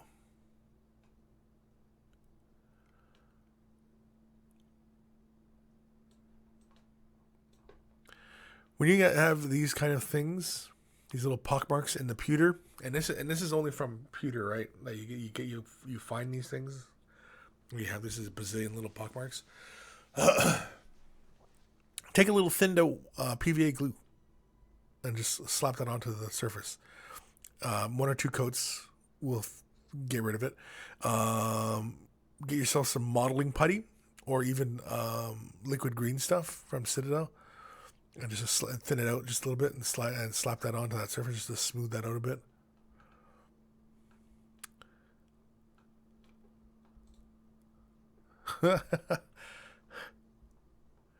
Okay. Is like the Necron thing like a seeing eye dog? Is that what it is? Because he's like staring up into the sky. It looks like Dr. Octopus.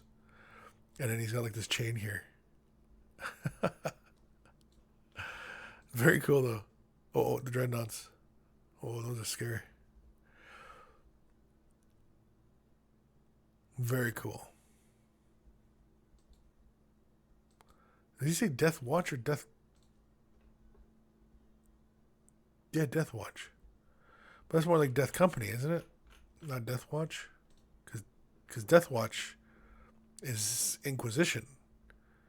Death Company as Blood Angel psychopaths. Right. I'm going to assume he meant what he wrote, and he said Death Watch, right? Death Watch. Death Watch. I don't know if he's here today or not, but that's what I'm going to assume. So thank you for sending that in, Dr. Santos. Models look really awesome. Very, very cool. Very nice.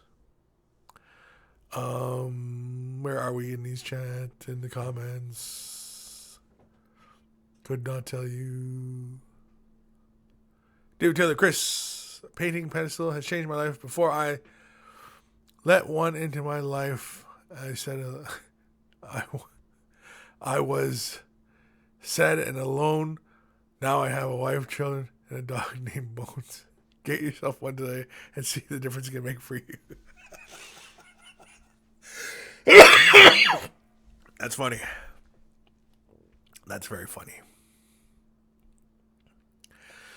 Isfin, you're the accursed. What did you add to your mercs? I added Dr. Nick and that Signar dude. What the heck is his name? Or he's a Signar merc. What's his name?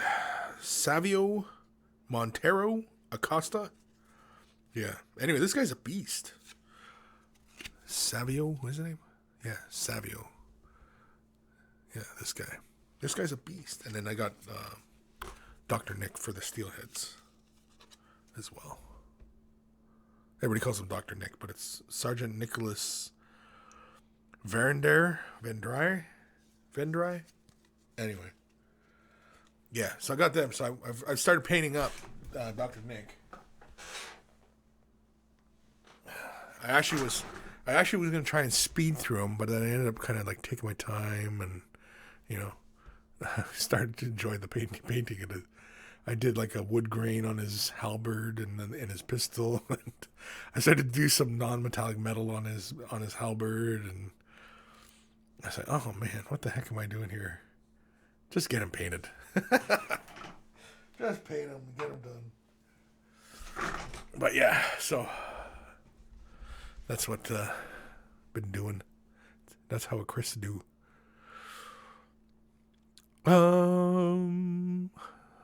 Where are we? Raven Falls. Brother, why lower yourself to the servant of a human? Rise and devour in the name of the hive. Okay. Shio 720, episode 102. My Diog named Bones. My Diog. My Diog? What's a Diog? Stephen Duke, are you ever going to do it? Are you ever going to do quick tips on painting Grey Knights? I started an army and I'm doing Golden Knights.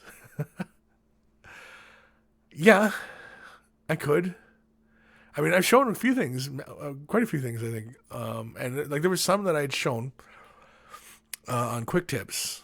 Doing like the somebody had asked about Grey Knights because they were all metal, and I said, well, and they wanted to introduce a little bit of color into the metal, and so I showed introducing color into the metal. But otherwise, yeah, I mean, Grey Knights are pretty standard. It's almost like doing Necrons,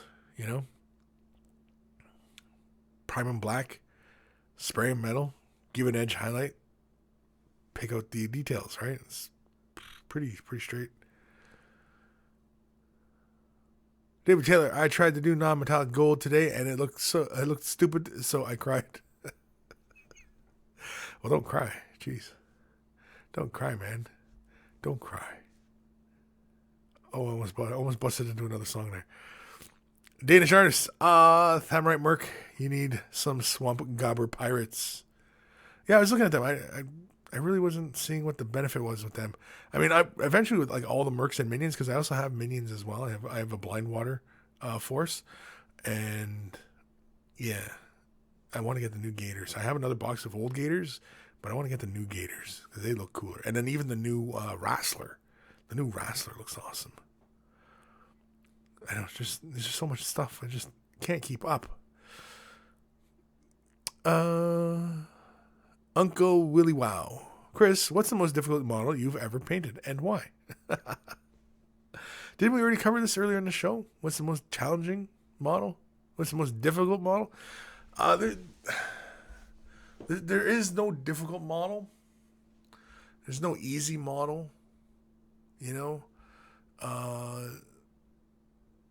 guess if you're talking about like difficulty, it would be something, say for example, like Nagash or the Celestial Prime, where you have to leave some parts off, but they still need to be glued together properly and fitted properly, and so they have to make sure that they still fit. Well, you can still paint them separately, and then also making sure the color transitions carry through those points. So, yeah, I would say something like Nagash. He's pretty challenging because there's really not a whole lot to him, and he's a lot of those big.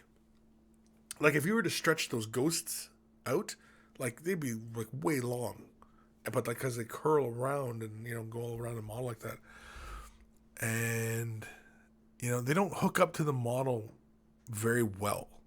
They're not nice big key points. Whereas like the Celestial Prime, the Age of Sigmar dude there, those celestial clouds that go around, they all locked up really, really well. And they lock up to the model, and it all becomes very, very sturdy once it's done.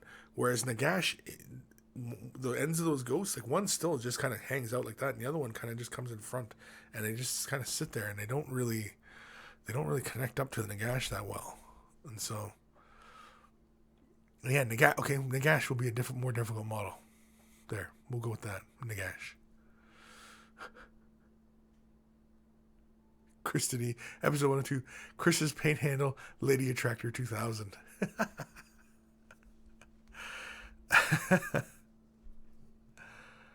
Yeah, okay, we'll go with that.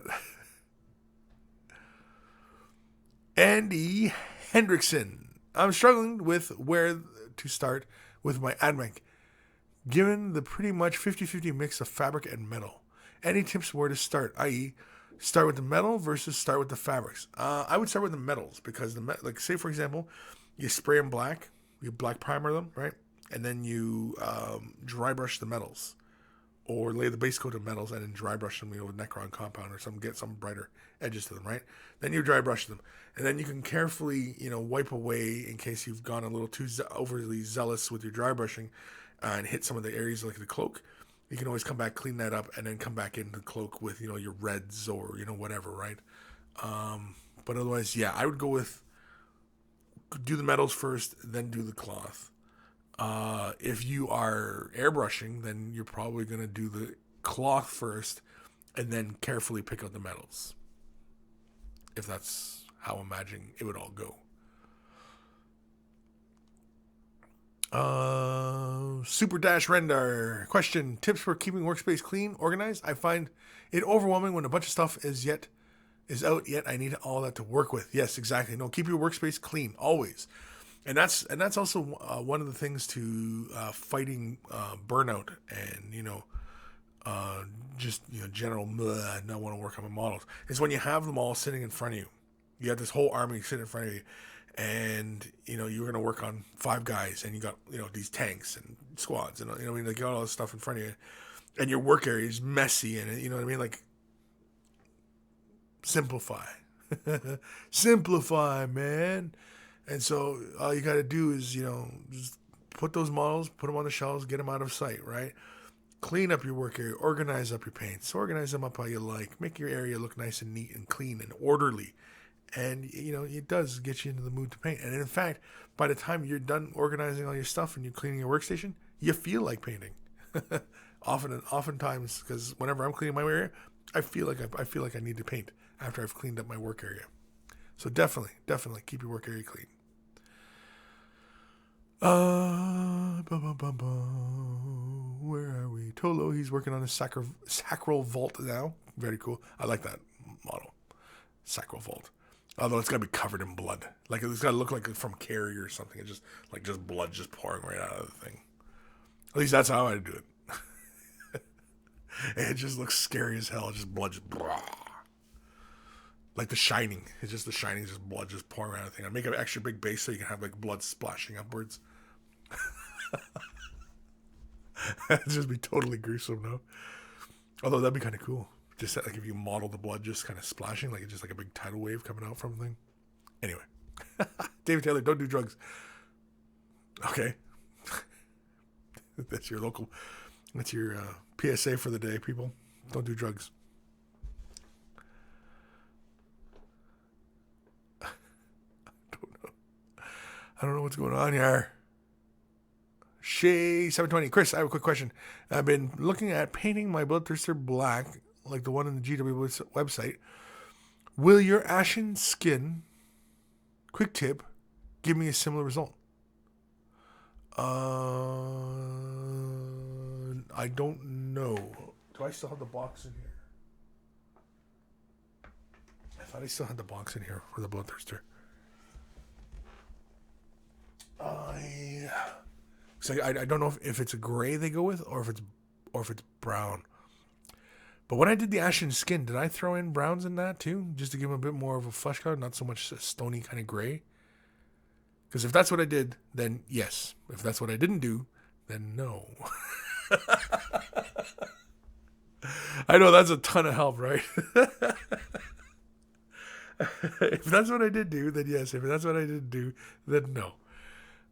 Yeah, you know what? I come to think of it, when I did the ashen skin, I think I did do grays because it started off dark, brought it up, and I think I used Agrax to get a bit of warmth into the skin tone, and then just did a little bit more gray. I think that's what I did do, or I was going to do. No, I think I did do that.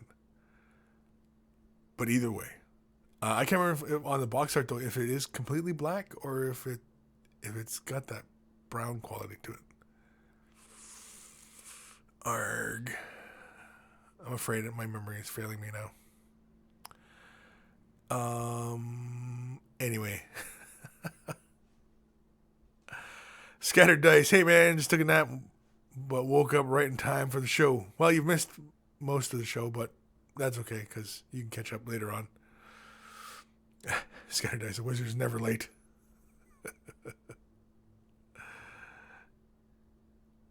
Tolo. Keeping it neat so you want to paint it. I like that title right there.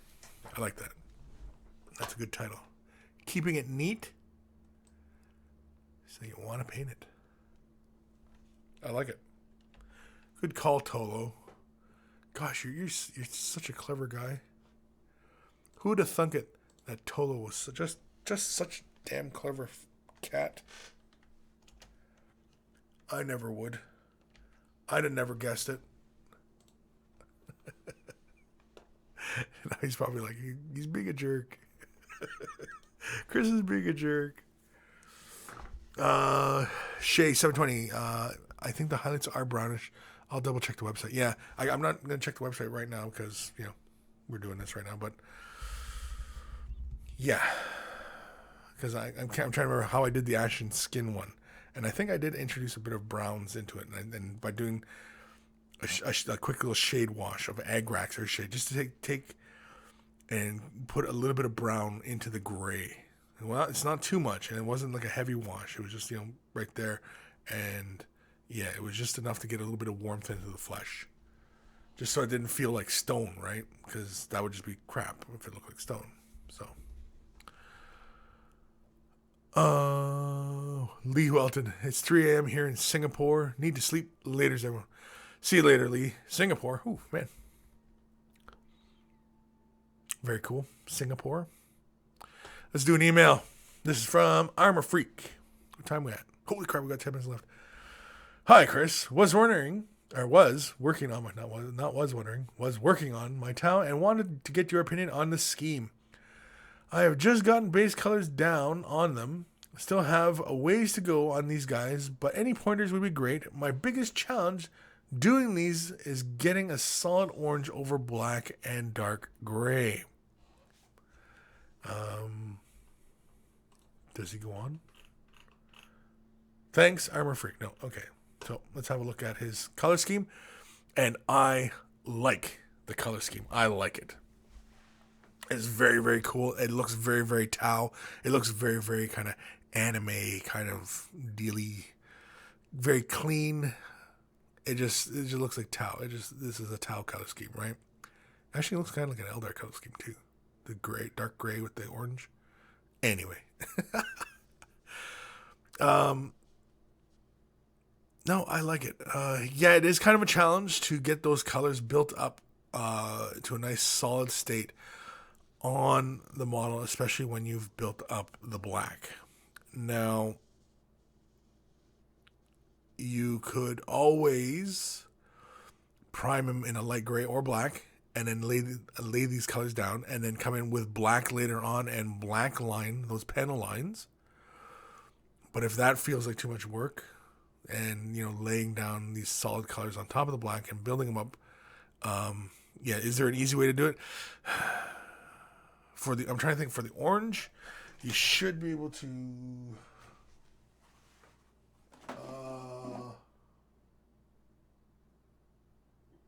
No, there's no easy way. I was just trying to see if there was a base. If there was a base color that was like a dark orange or something. But no, I can't really see anything that would give you that. Because, yeah, that would be your only bet, is if there was an orange color that was a dark base. But, again, you're trying to build up a bright color on top of a black primer, right? And like I've said 100 times before, if you want it bright, you prime it white. And with this color scheme, it is predominantly bright. And so, yes, you should be priming it white or a light gray. And going in later on and picking out these lines with black. Of course, oil wash. Learning to do oil washes might become your friend. Basically, because a big guy like this, it's not too hard to run your detail brush through these little lines and picking out solid. Of course, it does seem fairly tedious, but I mean, building up, those layers and getting that nice and smooth, which is more tedious too, doing the lines or trying to build that color up to a nice smooth base. You tell me. But very, very nice. I like the color scheme. It's very cool. It's very Tau. And if I was to ever do Tau, I think I'd probably rip off this color scheme. I'll flat out tell you now, I'm gonna rip that color scheme off because it's a good color. It's a good color scheme. Oh man. Oh crap. Where am I? Time we at? 1:52. Do we have time for one more? We might be able to. Take a quick look. Where we're going at.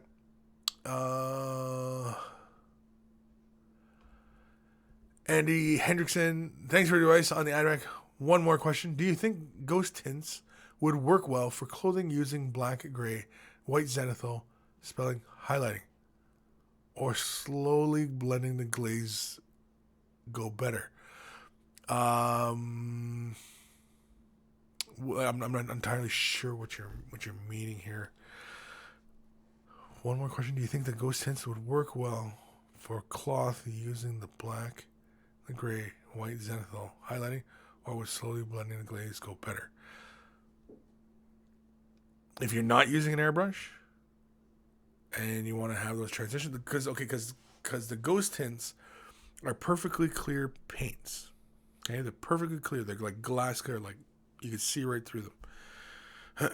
So, what they excel at is when you have, black and white, and then you have this median of gray in between, giving you your color transition, and then you hit it with the ghost tint, say a blue, red, whatever, and all of a sudden it becomes blue with that gradient in it.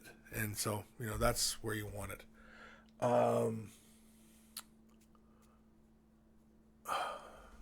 For the cloth, like if you're looking for an easy way for doing those cloth, like I'm not exactly sure on like what kind of colors and like what kind of tools we're talking about here.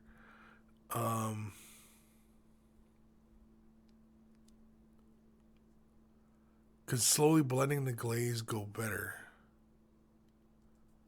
Like if you went from a black to a white and then you glazed from the black out to the white, yes, that can work. leaving just a little bit of the white at the edges, like where you built your final highlight up. Sure, yes, that can work. Yeah, but otherwise, yeah, I'm not 100% clear as to what you're wanting to do there. David Taylor, Kris, we need a quick tip on oil washes. Yes, we do. Yeah, that's one that's been on my list for a while. I just haven't gotten around to doing it. But yeah, you know what? I should do a quick tip on oil washes. Parker Gray, quick tip on oil washes would be amazing. Yes, I think, and Mobius.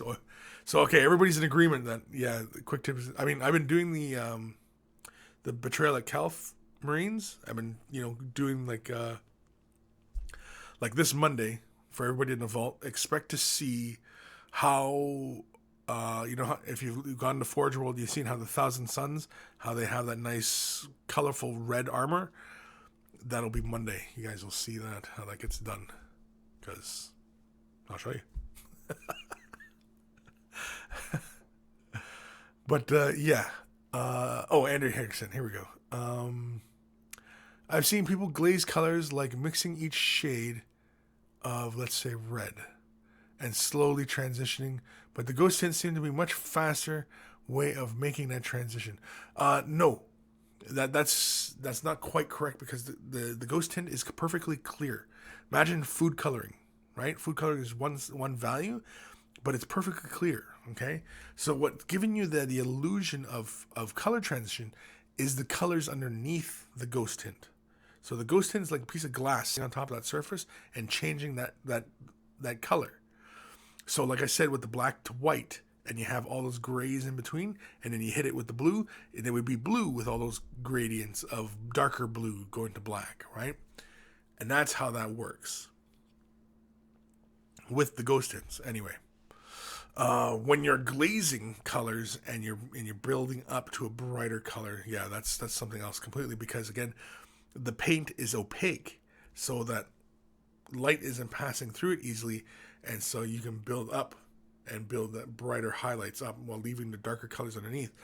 But glazing is essentially, laying a layer down. It's really, really thin, so light can pass through it, whereas the ghost tints are perfectly clear no matter how thick it gets. Well, it'd have to get really deep to not let any light pass through, but I mean, for our instances, that's not going to happen. You're not going to have this much paint on a model, because otherwise the model would be this big and be trapped in amber kind of thing. So no. David Taylor, I've seen people do really awesome stuff with oil washes, though I just make a mess. Well, yeah. I mean, oil washes are not that complex. It's kind of like what we use, like the GW shade washes. It's kind of like that. You could do a similar thing with Citadel's shade washes as you would with an oil wash. It's just that you don't have the amount of time that you would with the Citadel wash, because it'll dry fairly quickly in comparison to an oil wash. Although when you break the oil wash down with a lot of thinner or mineral spirits, it gets like, it can dry really quickly, actually.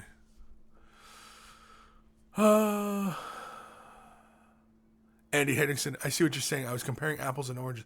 Yeah, kind of, yeah. Like it's to create color transitions on a model, going from black to that nice bright red, right, and then having all those tones in between.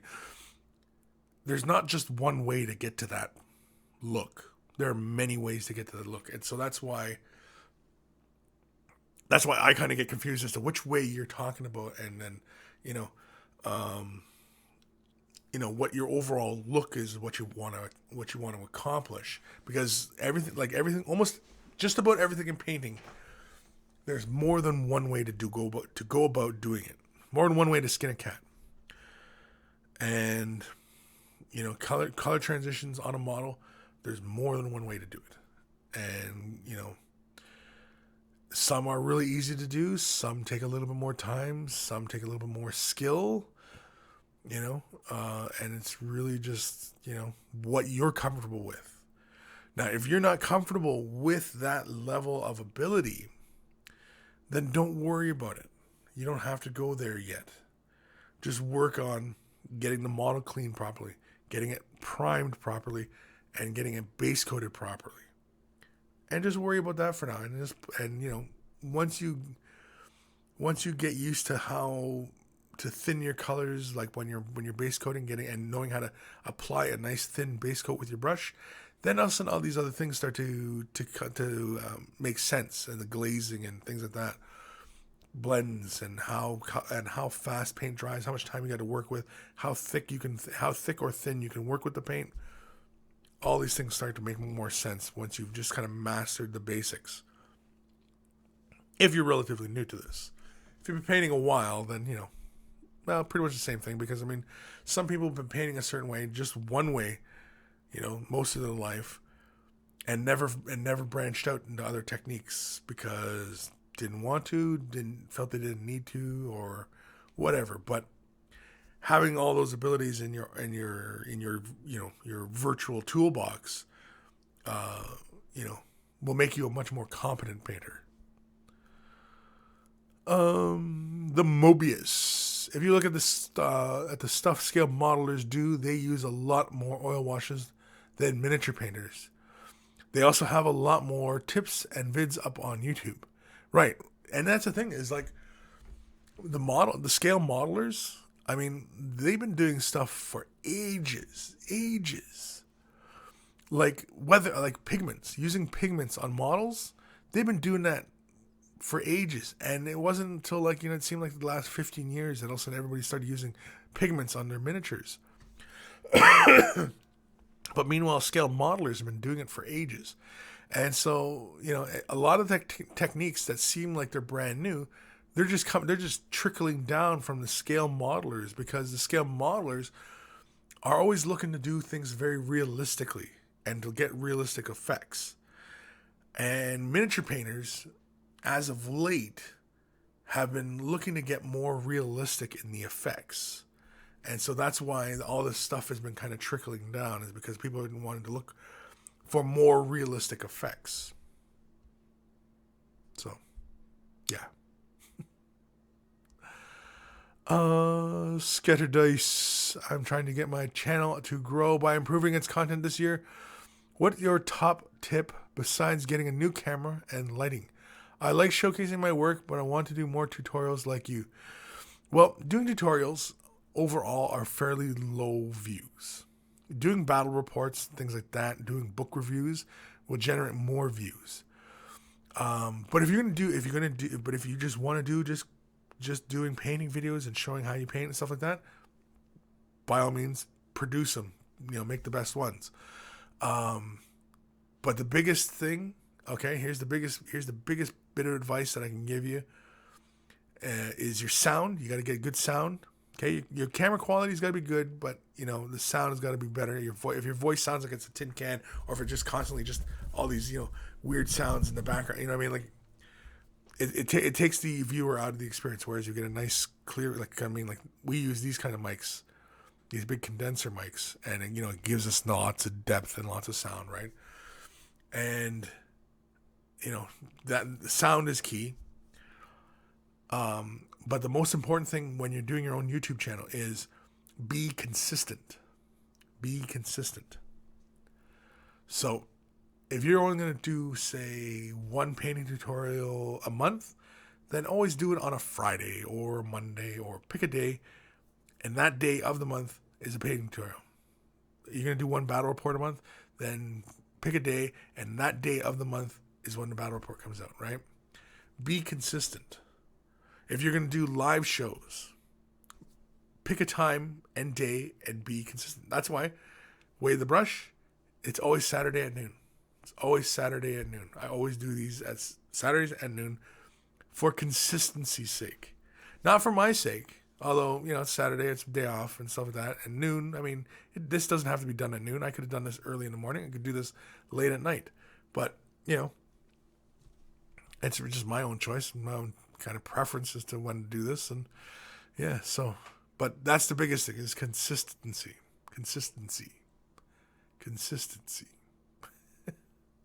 What time are we at? Holy man, it's 4 minutes after. We are all done ski, I think. All done. And so, I think we learned something today. We had a couple laughs.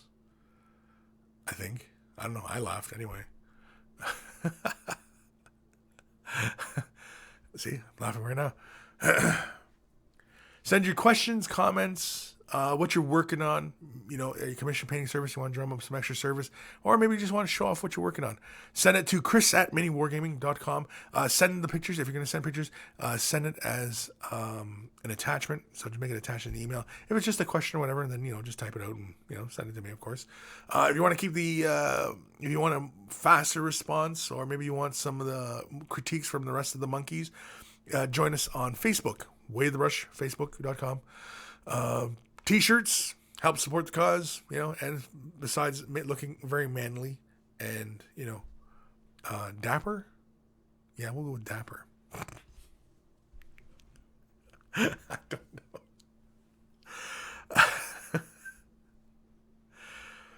Take care of your brushes. They'll take care of you. And I will see you guys next weekend for episode 103. 103 episodes. Where does the time go? Who knows?